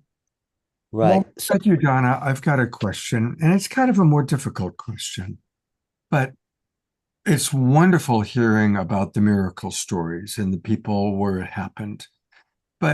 And actually, I'll open this up to you and then everybody else as well. How do you manage supporting people that come and don't get the miracle results? They don't have the affliction eased. How do you manage that when that happens? Because I can imagine that obviously happens sometimes. It does. I found through doing my work that some people, I don't guarantee any miracles or anything, but I do know the technique on how to get miracles, which is going back and identifying the original problem and then transforming that and giving the right energies. However, some of the cases where especially in chronic disease cases, I just say that you get healed either through the slow method or the miracle method. Okay, so meaning I do have expertise in pulling people through their process, and so it's not. I still get I can't explain it. If you don't get the actual miracle, which just means an instant change in the paradigm structure, and boom, it just disappears. It's still the healing still works. It's just that you have further layers to uncover. So usually what I do is whenever somebody comes to me, I muscle test and I find out how many sessions they need to correct their issue or to bring it at least between 70 and 90 or 100% better. Okay, so I might say somebody has to do 5 sessions to clear a chronic disease. And if they follow because again, I follow my guides 100%. If they follow the procedure, they will get better. So they can either get better by the slow method or the instant method. I don't know. I never know. I just know that if I follow my guidance at the beginning of every session and clear the pointed years in which the problem happened, that the person will get healed. So it's either the slow way or the instant way. Okay, thank you. I'm going to bring Jen up for a moment. Well, Jen, can I respond to the same question? I was going to ask you if you had any insight. Perfect. Yeah. Yeah, thank you, Donna. That's beautiful. So this is the same thing we were talking about with understanding that we all have this capacity. It's like we don't have to heal a cut, right? The cut heals because the body intelligence kicks in. So the quantum healing happens immediately. Energetically, it's stepped down from the subtle energy body or from the higher levels into denser form. And then what happens is we have to uncover what we are blocking, what is blocking that, whether it's on the mental, emotional, psycho-spiritual, or physical level, because there's a belief system that's in there or a program, a pattern that is reinforcing the injury or illness, disease. So this is a whole unraveling that isn't, like, it can be instant, which is beautiful. We love quantum healing and instant healings. But what I've noticed is that that pattern will come back. People come to me, they'll feel amazing for a couple days. And then they're like, oh, I got super stressed. I went back to work. My kid got sick. There's all these stories that come. And if they adopt the same pattern that created the discrepancy or the illness, it will keep coming back and showing itself. Sometimes in different forms, which it likes to bop around. It's a little clever. Or it'll be in the same form. It's like, oh my God, my lower back is always an issue. It's chronic, right? So going back into the core wound or the core essence of that imprint, which Donna was saying is beautiful, but I also do this work called quantum soul retrieval, very similar, where we go back into the imprint, the original seed of that pattern in this lifetime or in many lifetimes, because a lot of these are bled, they bleed over from different lifetimes. And then it is literally in our DNA. It is programmed into the geometry of our ancestral patterns that are passed along through the cellular memory. So a lot of what I like to do is to align with the new codes, right? I call them quantum codes or whatever fun name you want to give it. But there is the original pristine divine blueprint of the neo-human that we are tapping into, which we call this evolutionary process, or we call this awakening, or we call this ascension. It goes by many names. I personally am about soul embodiment. Not everybody takes this kind of descension route, but I feel like the more that we become the living embodied example of that divine grace, the more we are sharing our codes with the earth, and this transforms our environment. So for me, it's not about going up and out, which I did for many years, like kind of escaping the trauma and drama of the earth plane. It's about going down and in through the body. And therefore, we're able to kind of activate, alchemize, transform our DNA into light codes, whatever you want to call that. I call them crystalline codes, but yeah, thank you for asking. You know, I love that you pointed that out a couple times now, Jen, and I've been around a long time, and you're right. For a long time, spirituality was considered getting out of your body, taking psychedelics or meditation, and I want this to be my last life. And I never really related to that so much. We are so blessed to be in the body. And I'm so grateful to see that most teachers now are saying exactly what you said. It's not about leaving the body. It's about full embodiment, recognizing the body temple is this incredible gift. There's a lot of beings out there who would like to come on into the body right now and have a body. So thank you for sharing. Well, I wonder if that's different from how Michaela is working, you know, as she tunes into these other levels. Michaela, do you want to add something? Yes, I do. Thank you so much for asking. So the way I work is I listen for an outside in thinking. So where I feel like we're having the misunderstanding is what I see as problems and issues are manifestations of misunderstandings. And if we knew what we were doing, we'd never be in a crisis. So I work on spiritual truths and principles of reality to help people rewire themselves for success. I teach people a lot of people, 99.9% of the humanity doesn't know where their feelings are coming from or how their human experience works up till now, because we've got like 450 psychological modalities and theories. And I have a double master's in psychology and art therapy. That didn't work for me. I work somatically. That didn't work for me. How did I wake up to the truth of who I am? Was working with the work of Sydney Banks and the three principles of mind, thought, and consciousness. So I believe that we will all awaken to our highest self once we understand how thoughts work and where feelings coming from and how behaviors work. Once you understand the building blocks for your human psychology, how moods work, how how belief structures work. Once you understand how it works, because if you believe one thought, whether or not it's true or not, and most likely it's not true because we create metaphorical tragedies. We're constantly writing a script for our lives that not everyone, but for the most part, if you're living in stress or anxiety, you're creating that. So once we come to see that we're the creators of reality ourselves, we are the script writers for life, and we're the thinker, not the thoughts, then people just wake up. They're like, duh. Like the spiritual truths are kind of like, duh. You're like, Right. oh yeah, that makes so much sense. And I love to work with things that make sense. They're not that complicated. I like to just listen for misunderstandings, miscommunications. So I see everything as like everyone's just in a misunderstanding and there are no problems other than I'm going to put the whole DSM in this, guys. Okay. The overthinking disorder that we all have. Okay. I would say that your anxiety, your depression, your stress, and your mental, whatever, narcissism, all of it's coming from your overthinking disorder, which I feel the support of Celestine and Cindy Banks and all of my mentors that have helped me slow this thing down and get out of my head and going into the plot and writing tragedies and casting spells. And our words, abracadabra, words create spells. So we have to learn how to stop it with it here before we even let it out here, right? And how do we do that? So I help people with that. Wow. It's easier than you think. That's all I have to say.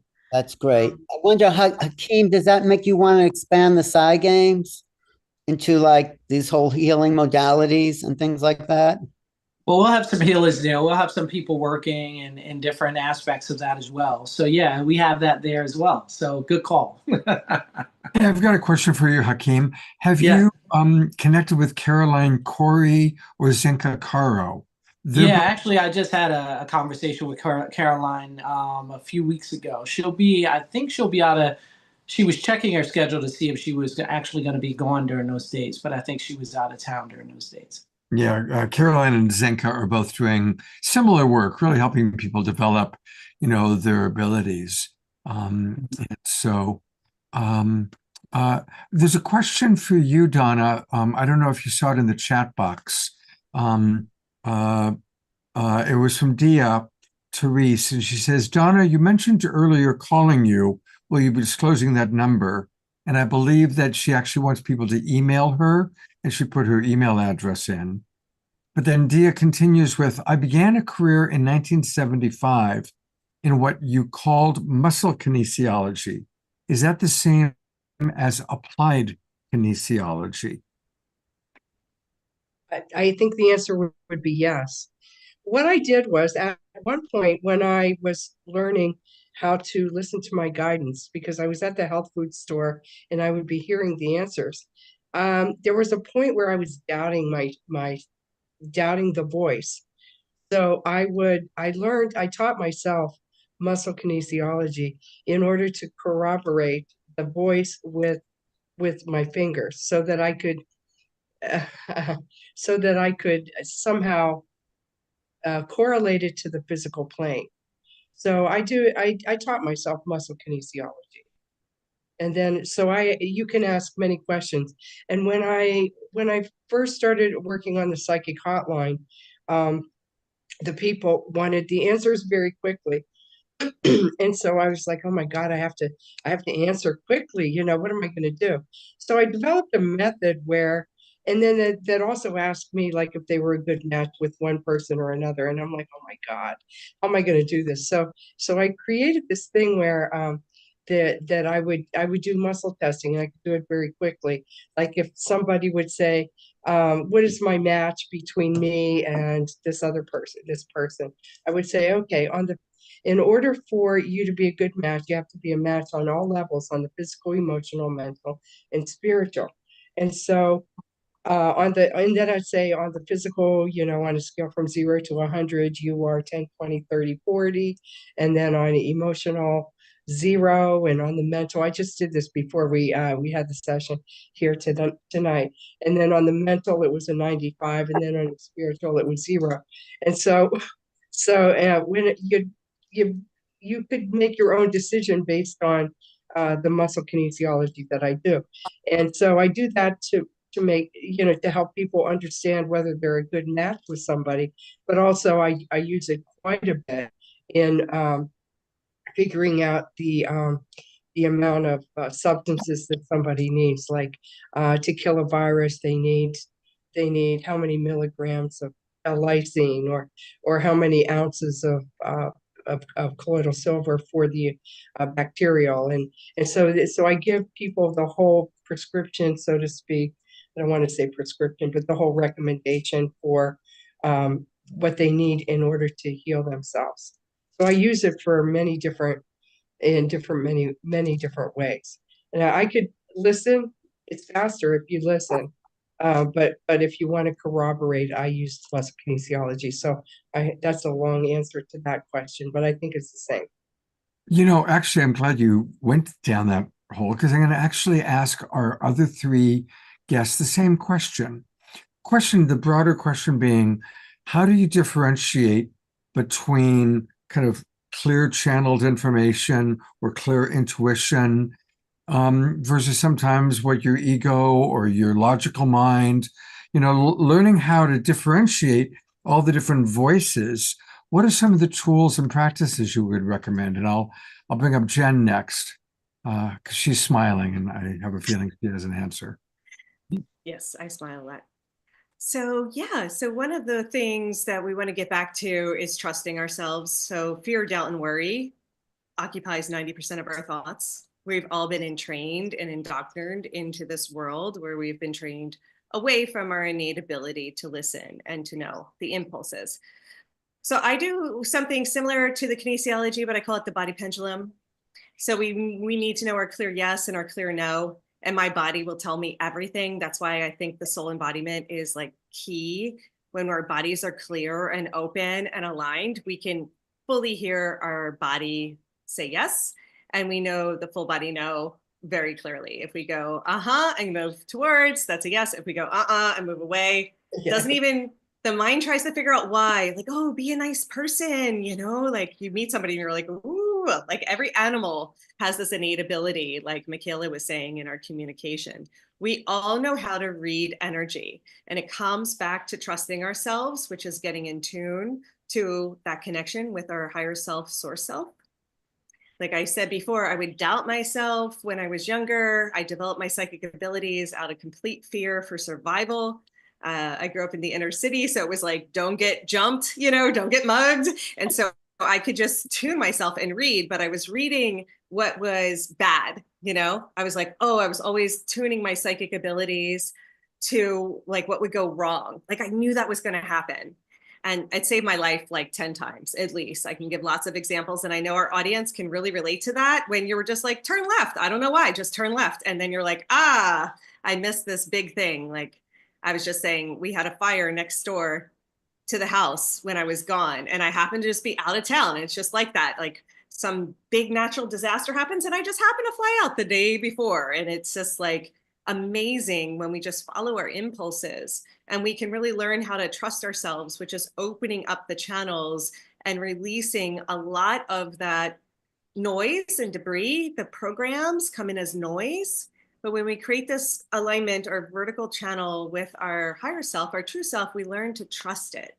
And I create all these practices, these embodiment practices, to learn how to listen, to feel our yes and to feel our no, and understand what a maybe is. A maybe is a yes waiting to happen, but a maybe is a no until it's a yes.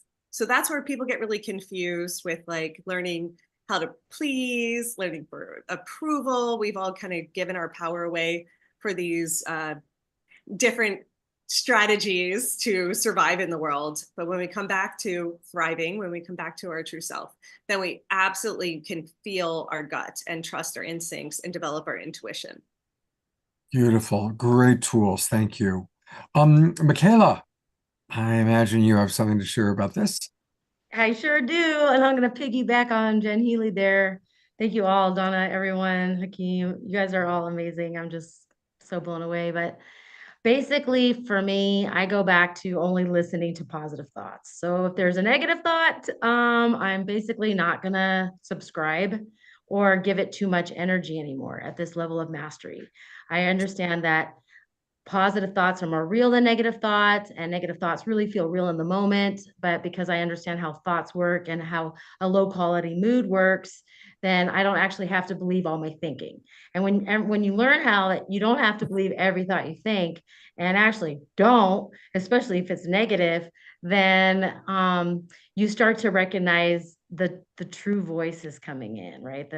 The highest wisdom is coming in because you've really cleared up the erroneous thoughts and the thoughts that are not actually serving a purpose. So you're in your heart, you're again trusting yourself, you're present, you can actually hear, and the voices that come in from that are very clear, and you feel good. So I like to trust the smile of my face as my guide. So if I'm going like this, I'm trusting it. Okay, it's like, yep, yep, that feels good.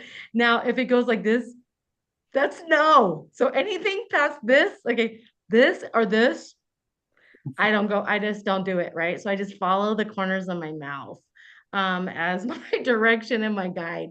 That's why everyone's like, tap into the fun, tap into the joy.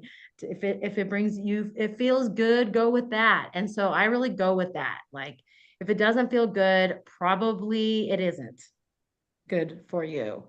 Now, negative thoughts are like candy. They're very seductive. They really love your attention. And if you're in a drama triangle, then it's very seductive. So you can easily get called in to trying to play a victim of your life, or wanting to persecute someone for something that happened outside of you, or needing to feel like you want to rescue someone or be rescued. Now, that stops you from your psychic abilities, okay? Because now you're in your head again. Now you're in the plot and winning at something like this is little mind. So we're talking about stepping into higher mind, higher consciousness. And so that is filtering out thoughts that don't serve a higher purpose or higher good. So whatever's in the highest and best. And once you start really honing that prayer, because our words are prayers, our thoughts are prayers, and realize that we're the screenwriters for our life and we're writing this out. And if you don't like it, then you're the one that gets to change it, because no one else can, and nothing else will, nothing outside of you needs to change for you to have a new emotional experience. And when you realize that, not just at a surface level, because we can say, oh yeah, I know that. Oh yeah, I get that. But actually, no, you don't. If you're in a crisis, you don't know what you're doing. So even though intellectually you might have read it in a book, or you might have listened to a podcast and it like really resonated with you, if it hasn't really landed unless you're applying it and you're seeing it in action. And when you're living spiritual truths and principles and living life from the inside out, life just works, and you're manifesting miracles, and you're manifesting everything you want. And if you're not manifesting what you want, it just means you don't know what you're doing yet. Isn't that nice? It's like, hey, that's okay. I love We're all all the human. answers that all of you are coming up with. And I see Hakeem and Donna are smiling wide. Hey, I want to let people know about Michaela's main website. We've, of course, shown you about her event tomorrow, but her main website is, she's quite a wordsmith. I first knew Michaela when she was doing amazing spoken word poetry. So I always think of her as the brilliant wordsmith that she is. And she's had a few that have slipped out tonight, brilliant little wordsmith things. Anyway, you can find her at partnership.us, partnership.us. And she's an amazing coach and provides a lot of really beautiful things. She works with individuals, couples, and is teaching a good feelings mastery course. So all things Michaela Ivy can be found at partnership.us. And Donna, we have a question for you. I'm going to bring you back up. Dana Tomasino, whom we love you, Dana. Good to have you back with us. Dana asks, Donna, do you know who the guides are that you work with? I wondered if any are Andromedans, since you mentioned a profound experience visiting that star system. It's a very good question, but really and truly, it's really my higher self, my highest self, that, you know, from my enlightened self. I kind of say my guides. I got used to saying my guides when I was working on the psychic hotline, because at the time people wouldn't listen to me. So I figured if I said my guides, they would listen. And it actually worked. It actually worked. But really and truly, it's my higher self, because I was enlightened at the point where I went to Andromeda. Okay, so I would say my higher self. Right. That's the answer to the question. All right. But you know, Right. that's but sometimes I've heard the voice of Jesus, and I kind of really knew that it was the Christ consciousness, if you want to say that, because there was one time in which really, this is a great story about a miracle. I could talk about a whole bunch of them, but I was in a waiting room one day waiting for my friend to go to have lunch, who was a school teacher. And a woman rushed in, and her son was getting the reading class. And so she sat down and she started to just spill out. And I'm sure a lot of everybody on the panel has had this happen. Being a healer, people just walk up to you and start to tell you everything, you know, that's wrong with them. And so the lady was like, oh my God, I have a grapefruit-sized tumor in my uterus, and I don't know what I'm going to do. And I have 2 kids. And she was losing her mind. And all of a sudden, my hand just turned on like a satellite dish. And I said, well, where is that? And she pointed to it. And I knew it was under the area of addictions.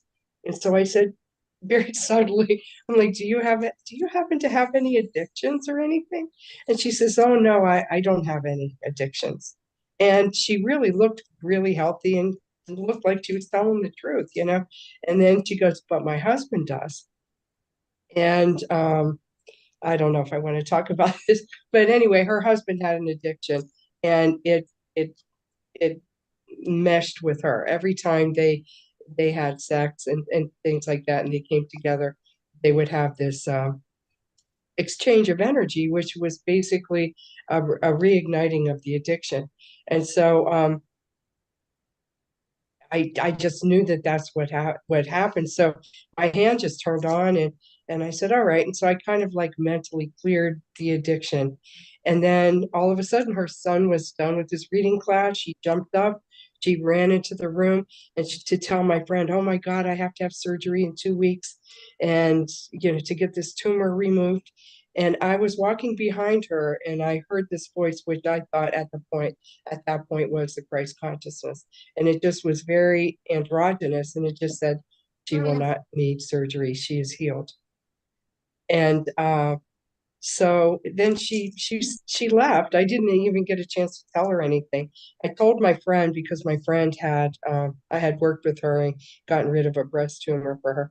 And so I told her, I said, you know, she's not going to need surgery, she's healed. And she said, well, we'll see. So she had a little doubt there. 2 weeks later, she called me and she goes, you won't believe what happened. You know, Maria went in for surgery, and they went for the scan, and it just wasn't there. And it was like huge, and the doctor almost dropped his teeth. So I don't know how we got to that, but the answer that miracles do happen, and I do hear the voice. And most of the time it's me, but sometimes I do hear, I guess it would be Jesus. So Oh, beautiful. Thank you. yeah, that was really a cool one. I want to read. What I wanted to say, I don't want to talk too much here, but what I believe Michaela was talking about, it's a basic question that I think everybody needs to, a basic subject that everybody needs to learn about, is what is unconditional love? Like, what is the definition of unconditional love? So what I teach in my Emotional Healing 101 is the 38 different flower essences. Because if you know the definition of the different emotions and you know what they are, they're almost like learning the keys to a piano. And then you can learn, and I teach in a class how to listen to the emotion that's behind what my client is saying. So if they're, say someone recently passed away, they're going through grief, and I overlaid them with the flower essence, walnut for transitioning, and also maybe water violet for feeling abandoned, rejected, and alone. So, but I teach all of those 38 flower essences, and then how to listen for those in conversation and in counseling to understand what is negative and what is positive. People, some people don't know that just going around and being really angry and spouting off anger all over the place is not a very good thing to do. And all the basic emotions we teach. We teach guilt, anger, loneliness, different flower essences, and then the different frequencies to heal those. These So are I think it's important for flower- everybody to learn what it is. What? I'm just saying they're Bach flower remedies, flower essences. Yes, I just teach the 38. Of course, there's thousands of flower essences. There's the Australian ones, and all over the world they have different systems and everything. But but Dr. Bach's original premise was that if you learned the 38 flower essences and you walked in the positive aspect of all 38 of them, that you would be walking in unconditional love. So you learn them, and then after that, you practice walking in unconditional love. So one of them is beach, the flower essence beach is for judgment, and you learn that you should not judge other people. That's not unconditional love. Donna, we're going to do a whole class with you, okay? Okay, I know. You have so much I information. can't help it. It just pours out. No, I I just appreciate channel it. it out. Yeah. And Anyway. I want to acknowledge all of our wonderful Zoom room audience. And I want to, Connie Baxter Marlowe wrote something that I think sums up how we all feel about all of you. She wrote, "These folks are all delightful. They are embodying the reality that they are speaking of." And that's absolutely true.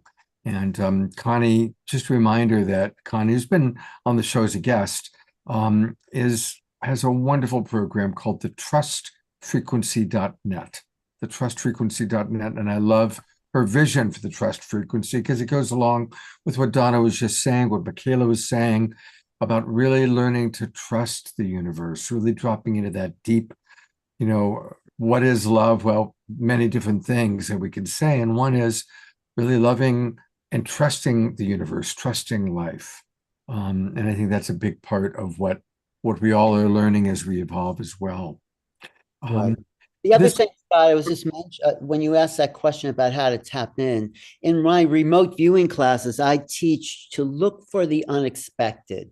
Make yourself available and let something come into your consciousness that's outside your ordinary monkey mind. And that is sometimes the target. I mean, I know Hakim's a remote viewer too, and that's one technique of tapping into the higher self. Anything, Hakim? Yeah, so I identify with that in the sense that, when I was coming up in my training, one of the best ways that I heard it described, and I use it in my intuitive classes where I'm teaching Mindsight, is that when a person's doing like local awareness, and if they, sometimes because we're so used to moving in our logic side of our brain because of the way our society is kind of wired, we will always attempt to want to know things right off the bat. And so we're trying to name it, we're trying to put it in a box. Our left brain is just working, doing its thing. And one of my teachers told me, Paul Smith, he told me like, hey, when you're in that mind and you're like, I know that it's got to be this thing, it's got to be a car, he's like, probably you're going to have some challenges in that respect of that answer. So maybe it's not going to be correct. But when you feel it, when you say, I feel this and I don't know why I want to write this down, I just have to write it down, 9 times out of 10, you're going to be right. And I've said that to my students and they have a lot of success. I say, don't tell me what you think or what or this, that, and other. Tell me what you feel. Tell me what is true to you. Tell me what's the first thing that comes up for you. And that's probably, and 9 times out of 10 for them as well, it's going to be that same thing. And so this idea of really trusting yourself, and it's a muscle that can weaken if you don't, practice it. And so getting a person to really understand what that it feels like for them, because sometimes people's languages are different and the way how it manifests is inside your body, inside your spirit might be a little bit different. So some people will feel it on the back of their neck, or some people might feel it in their chest, or they might feel warmth. Whatever it is, learning that language, it means that you have to start practicing. And then as it starts to come up, you will, like in meditation, become more aware of it. And then as you become more aware of it, you can start to understand how your body and your spirit speaks to you when it's trying to communicate these things. And once you know that language, it's a lot easier to pick up on it and understand it in different environments. And so that's what I would have to say on that. Great. Great. And one last time, because we're kind of winding down, we're in the wrapping up time. So you can learn more about the wonderful work Hakeem is doing and attend his upcoming Psy Games event. That's going to be really fun. August 1st through the 3rd, Charlottesville, Virginia, and go to PsiGamesInternational.com. PSIGamesInternational.com. Hakeem, thank you so much. Wonderful to meet you today. And thank you for the wonderful work. And I'd love to have you on the show again, and want to, track all the wonderful work you're doing with young people and with the Psy Games. And I have a feeling it's going to become a big ongoing thing. We'll be able to say, I knew when the Psy Games was just getting started. So I picture that really becoming a big event. Well, thank you so much. Thank you. Absolutely. We're gonna Donna is gonna do a kind of group activation for us, and then Michaela the scribe is gonna share some of her recent receivings, shall I say, from Celestine. So I want to go to Jen one last time. Jen, is there any last thing you'd like to share with our audience tonight? Thank you for that. Yeah, Hakeem, just to piggyback on what you said, I really feel like when we take back our superpower, our extrasensory ability to feel, that is our communication and our connection to source. So when our feeling tone, I call it, is wrapped around our pillar or vertical pillar and connection to source, it's not just reactions to our thoughts. So we always have a thought and then a feeling that reacts to it. And then we think that emotion, that feeling is real, instead of understanding it's an indicator of alignment. So our body temple is in direct communication to our higher self. We are this channel. And when we pinch it off, we feel the contraction, we feel that negativity, we feel the low energy or depletion. And then when we feel uplifted, when we feel alive, when we feel vibrant, that is also our indication of alignment. So reclaiming our feeling tone is the way back home to source, which is why I love doing the soul embodiment, so that we can really feel and trust our yes and trust our no. And that we become, like, for me, it really comes down to loving this being, that's what I call quantum love, which you'll learn more about tomorrow, because source is like, give it another word, because love has been hijacked, right? Like God and all these other words. So I know you're all about the love, Scott, too. I really appreciate that. But what is quantum love is what we're going to dive into tomorrow, so we can get a deeper understanding of not only the embodiment of that, but understanding the sacred geometrics of that, working with the Merkaba light body activations and toroidal force field. So I just wanted to end by saying thank you, Hakeem. Thank you, Donna. Thank you, Michaela. Thank you, Scott. Thank you, Alan, everyone, for this beautiful opportunity to share with you. I look forward to more, and hopefully we'll see you tomorrow night. Also want to let people know you can get more of Jen by going to her website. Now, remember, her last name is spelled Healy. So her website is quite clever. It's Zen Healing, but she uses a Y instead of an I. So it's Zen and then heal, YNG.com. Zen Healing, as only Jen Healing can do. So I think it's very clever. And there's some really beautiful things there. Everything from a online nutritional store to learning more about, she talked about her aerial yoga play, guided meditations, cleansing, a lot of really wonderful things at her website. So definitely check it out. And Jen, thanks again. It was great to see you again, and look forward to, hopefully you'll be on the show and won't be as long a time as it was between the last time and this time. And I will see you tomorrow night. See you tomorrow night for sure. All right, we're going to go to Donna, who's offered to lovingly provide us with an activation of some sort. So Donna, what are you going to share with our audience? Well, I think I'm going to do an abbreviated Miracles of Total Body Healing meditation.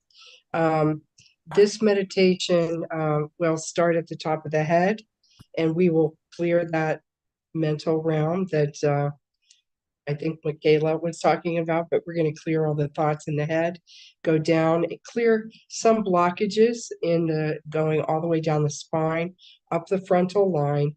I will connect you up to the light. We aren't going to go up to the 13th dimension, which I usually do, but we're going to go to the light, hold you in the light, cleanse you, and then, as Jen was talking about, bring you back into your body and ground you into the earth. The purpose of this meditation is going to be to open up your psychic senses, to open up your third eye, to cleanse the top of your head, and to cleanse any blockages in your spine in order for your psychic senses to open up.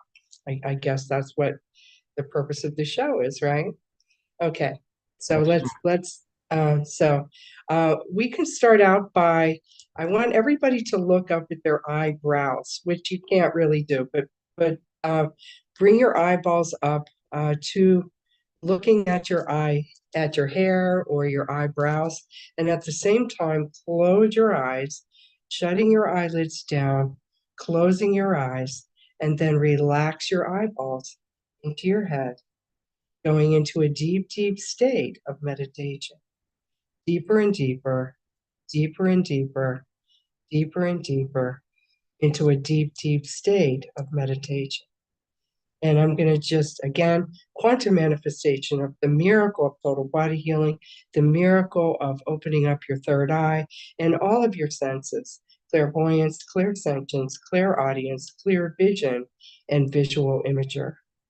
So going across the top of your head, quantum manifestation of the energy of sweet chestnut, white chestnut, sweet chestnut, white chestnut, clearing all mental anguish in this lifetime, this lifetime, this lifetime, throughout all time and space, clearing you down to the DNA level, subatomic level, subatom 1, 2, 3, 4, 5, 6, 7, clearing you down to the beginning of the creation of life. Breathing in the breath of life, flower of life, sacred geometry, breathing in the breath of life and breathing in the breath of life. Quantum manifestation of the energy called the eternal moment of now is of absolute duration. The eternal moment of now is when miracles occur. Miracles of total body healing, miracles of total body healing, and miracles of sight, inner sight and outer sight restoration. So it is, and so it is, and so it is. God is all there is. God is gracious. So coming down the back of your head, quantum manifestation of holly pine, holly pine, holly pine, Centauri pine larch, Centauri pine larch, chicory, chicory, chicory, chicory, chicory, walnut chicory, victim, victimology, clearing all patterns of having been a victim, and overlaying with victory, victory, and victory and success. Victory, victory, going up and up and up, increasing your psychic abilities throughout all time and space.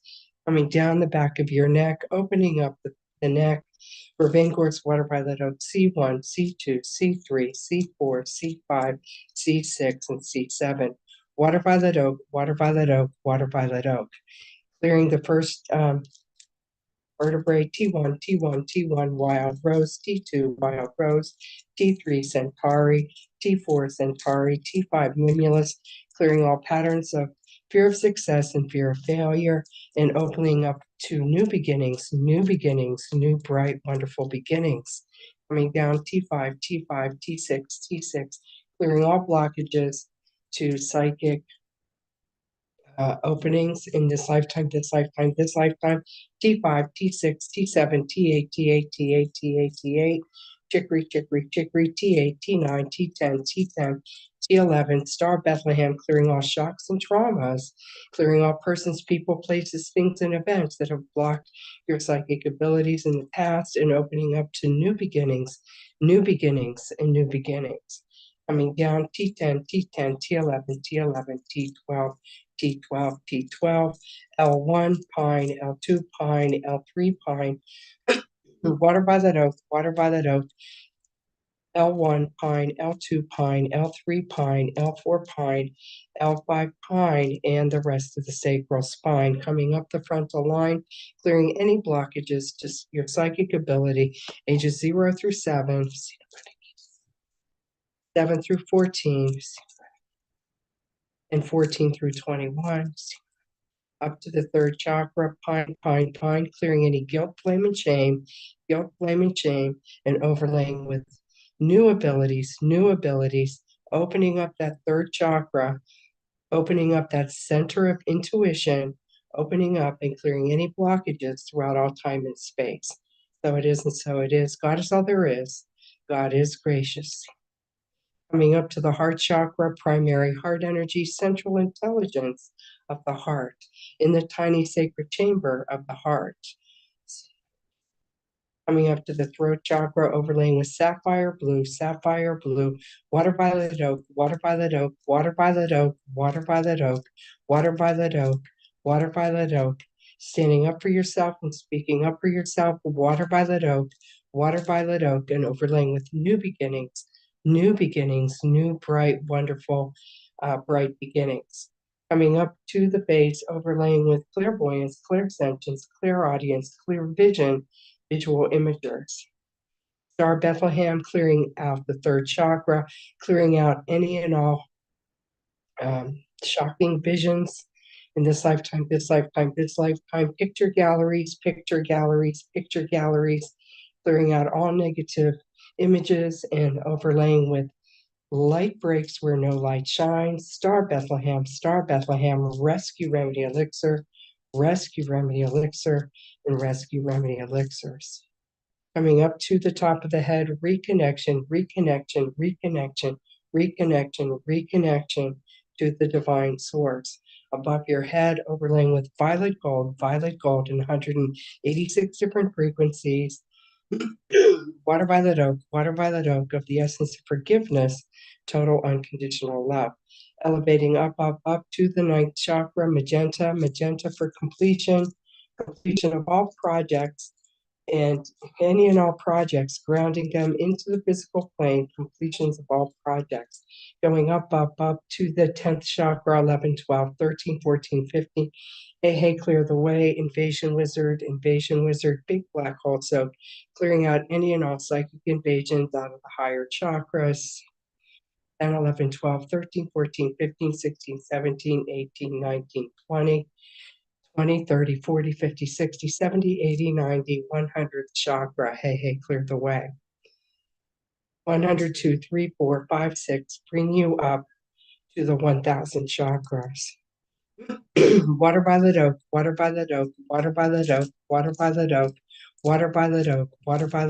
water violet oak, ascending up to the 2003, 4, 5, 6, 7, ascending spires of sound and light, angelic spires of sound and light, going up to the light, walking you into the light of the omniscient Godhead, purifying you in the light in the omniscient Godhead, on the physical, emotional, mental, and spiritual, on the conscious level, on the superconscious level, and on the subconscious level, clearing you of any and all blockages to your psychic abilities, to your expanded psychic abilities, holding you in the light of the omniscient Godhead and purifying you in the light of the omniscient Godhead, on all levels, through all dimensions, space, and time.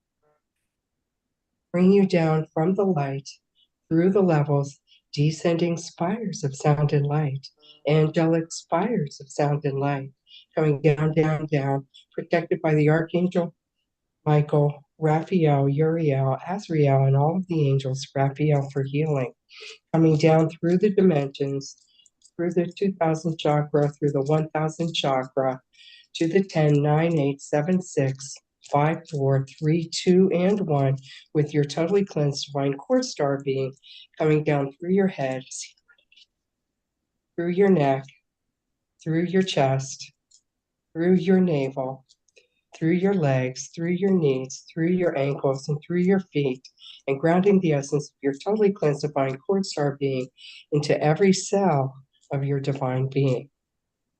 Hematite, malachite for grounding, hematite, malachite for grounding, hematite, malachite, magnetite for grounding. And so it is, and so it is, emanating out through all 20 trillion cells of your beings.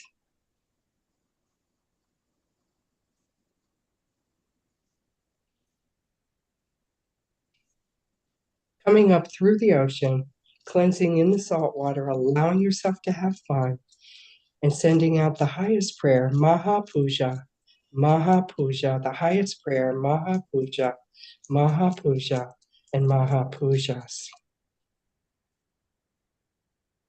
Bring your divinely cleansed core star being up through your feet, through your knees, through the reproductive area, through your navel, through your abdomen, and grounding the essence of your totally cleansed divine core star being into the core of the center of your heart. Ruby red, life force energy, life force arrow, life force energy, life force arrow, key regeneration, life force regeneration, life force regeneration, and life force regenerations. Miracle of total body healing. Miracle of total body healings, and miracle of total body healings throughout every cell of your being. And so it is, and so it is, and so it is. God is all there is. God is gracious.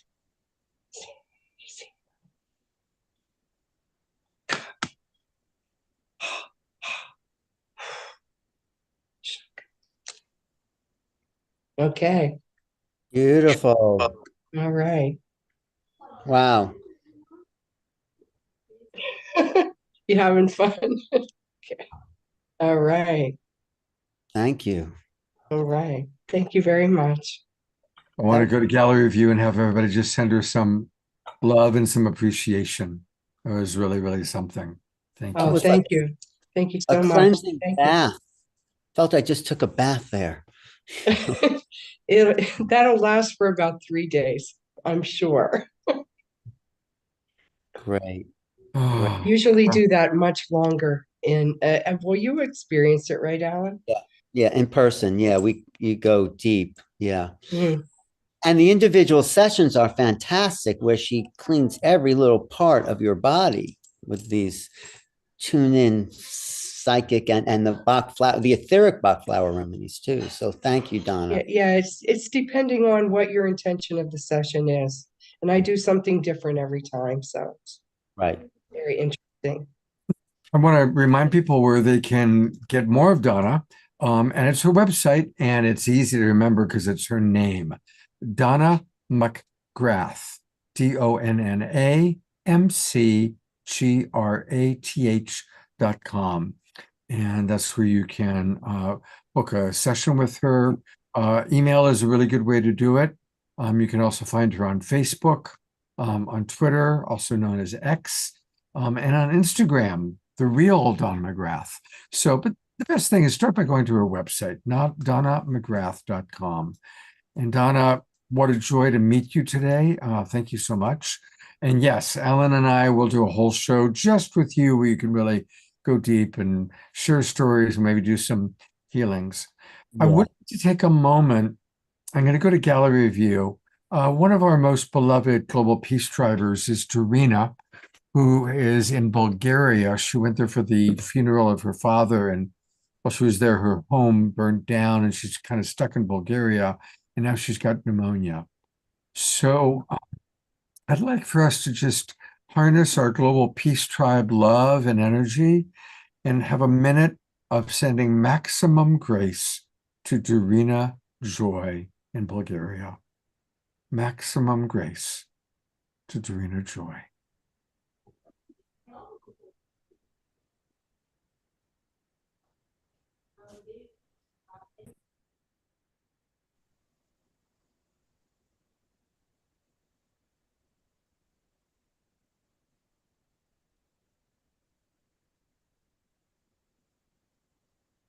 We love you, Darina.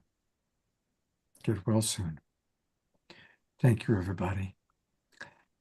And it is my pleasure to turn it over to the wonderful Michaela, our scribe for our beloved Celestine, to share with us whatever you've chosen to share with us. Well, for the sake of time, I've decided to just read a poem that pretty much embodies the psychic gifts, just because of how much we've been listening, and it just feels like to go shorter. So I'm going to just read it.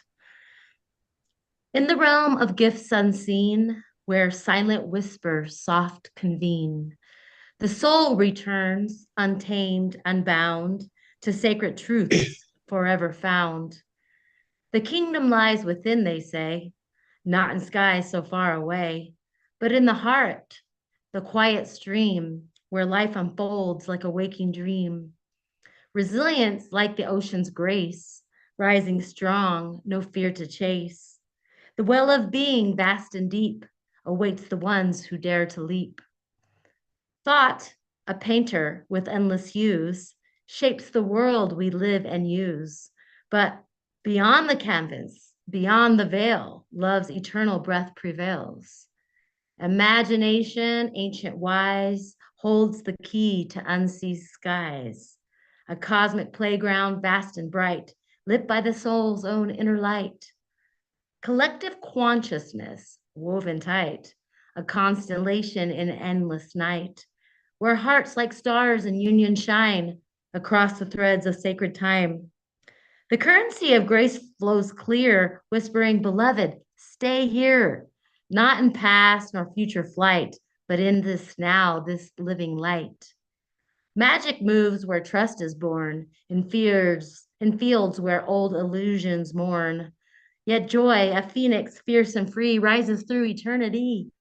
Oh, spirit, play, be wild, be wise. Let wonder shimmer in your eyes. For life, when held with hands of grace, becomes a sacred holy space. So breathe, surrender, let it go. Feel the cosmic currents flow. You are the gift, the light, the flame, the soul of love, beyond all name. So tomorrow, I will be sharing some really potent messages on what is highest spiritual mastery, what is turning pain into possibility? What does it mean to go from disconnection into unity? And I will be sharing this.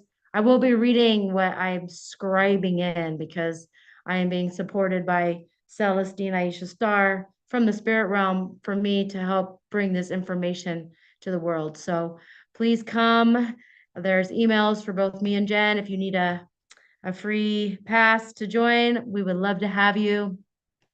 And this book is almost done. So we're just raising money for this book, for this information to share far and wide. And I'm just so excited and grateful to be here.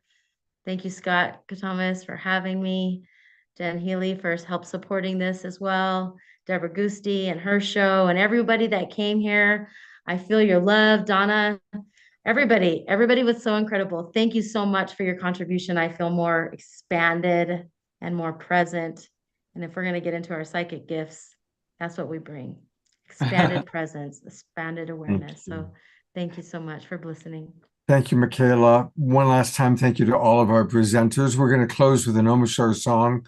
I just wanted to bring everybody up one last time. Thank you, Scott, Donna. I have something coming up. Can I just share it for a second? Absolutely, of course.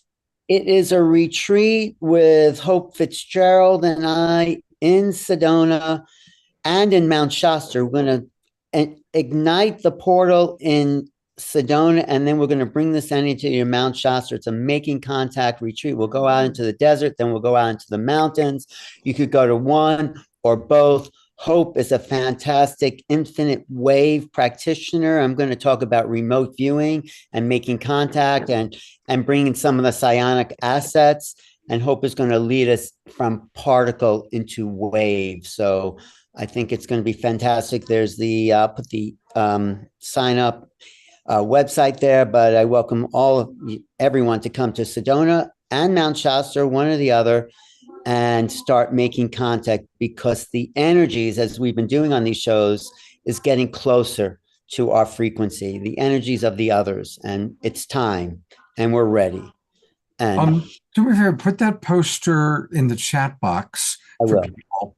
And Jen, if you or Michaela could put in the chat box one more time the link where people can register for free for tomorrow night. We had a couple of requests for that. You got it. All right. Thank you all, 5 of you. And we're going to close, as we always do, with an Om Shar song.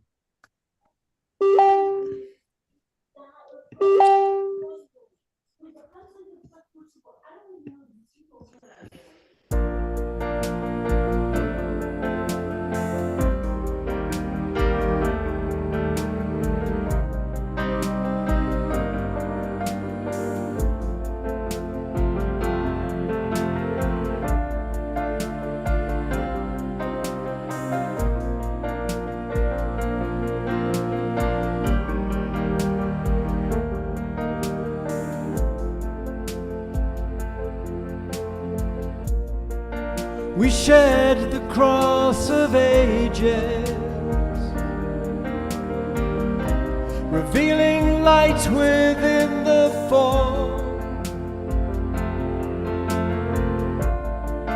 We share the joy in living,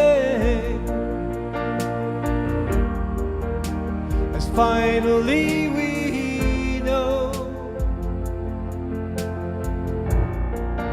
No thought about a future.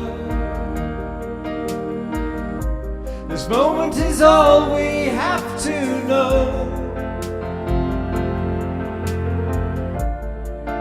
We walk the path together, and hand in hand we grow. As we walk on earth, we're building an eternity. Now all can see the way back home again, bridging heaven and earth.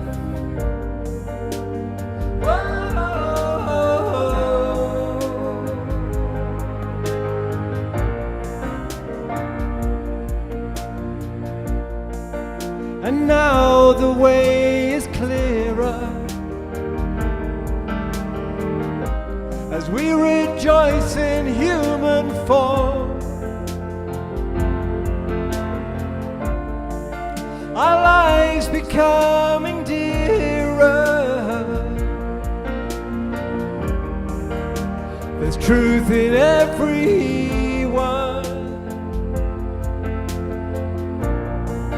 Our love is like a river,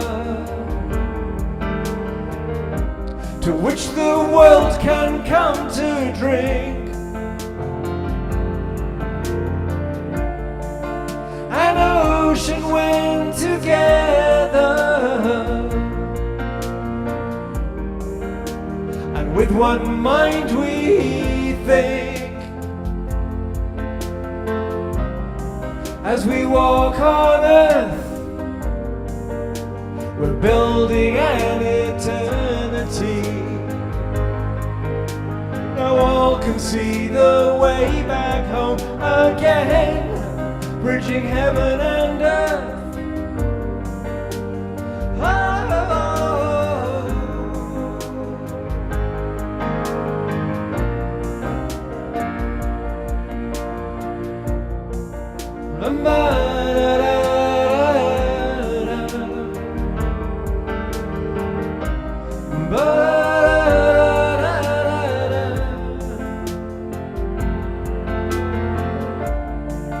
Oh,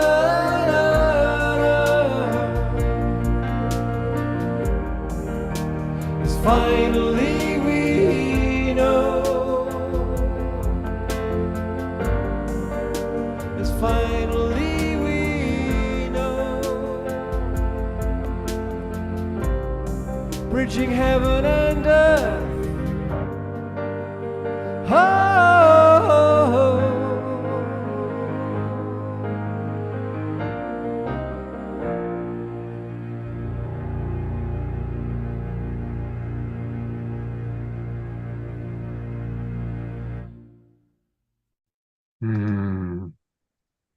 Let's go to gallery view, everybody, one last time to thank beloved Omar Shar. And all of you, God bless each and every one of you, such beautiful, beautiful beings. Couple last announcements. Want to let everybody know that this Saturday night, it's our annual Enlightened Partnerships show. Every year we do a show about enlightened partnerships. And we've got 3 couples that are examples of that, Donnie and Heather. I introduced them to each other. Darren and Karina, and Anthony and Renee. And of course, you all know Anthony and Renee, they're regulars on this show. But they have done an enlightened partnership channeling Mary Magdalene. And they have a brand new book that they brought through for Mary Magdalene. So that's going to be quite dynamic. And then also Melissa Sophia Joy and Christy Michaels. I'm talking about their enlightened partnership with the divine. So that's going to be this Saturday night. I also want to remind everybody that Alan has an amazing YouTube channel, and it's New Realities. So just go to YouTube, go to New Realities, and he's got so many extraordinary people, a lot of the people that you've seen on Awakening World, but a lot of people that haven't been on the show recently, like Linda Moulton Howe. So definitely enjoy Alan's website. Alan, anything you want to add about that? I just interviewed Gary Nolan with Zinka. Zinka and I interviewed, and he was great. He's actually an experiencer. Besides being a brilliant scientist who's at the cutting edge, examining people's brains, who's had contact, he's talked about his experience on my show and how he said he wouldn't be doing this if it wasn't for those early childhood experiences. So I'm really excited about the whole disclosure conversation. I'm also doing something with Neil Gar, Portal to Ascension, which is a whole 3-day disclosure forum. I'm going to put that in there as well. Maybe we could do a show about that. So I'm still obsessed with making contact, Scott. We'll do more shows about that coming up. And it's an amazing time, Alan. I mean, you and I have been in this field for so long, and it's just the way it's expanding on so many levels. It's an amazing time. The thing that just came out is these psionic assets, which is the next level of remote viewing. It's like people merging with the craft and landing them. There's an interview with Jacob Barber on Ross Coulter's reality check, and that just blew me away. It's like that was a whole other level. So it's one of the reasons we're going out into the desert, Hope Fitzgerald and I, to access and call on these ships because they are responding to human thought. So it's very exciting times we're living in. It is. Thank you, Alan. I always love collaborating with you. And one last time, I'll bring up all of our guests. Thank you, Jen. Great to see you again. Michaela, can't wait till tomorrow night. Hakeem, what a pleasure to meet you. Sensei, thank you so much. And Donna, thank you for your very generous gifts to our Awakening World. And all of our beloved Zoom room audience, and to all the people watching the recording, everybody on Facebook and YouTube. Thank you, everybody. Thanks, Scott. See you all soon.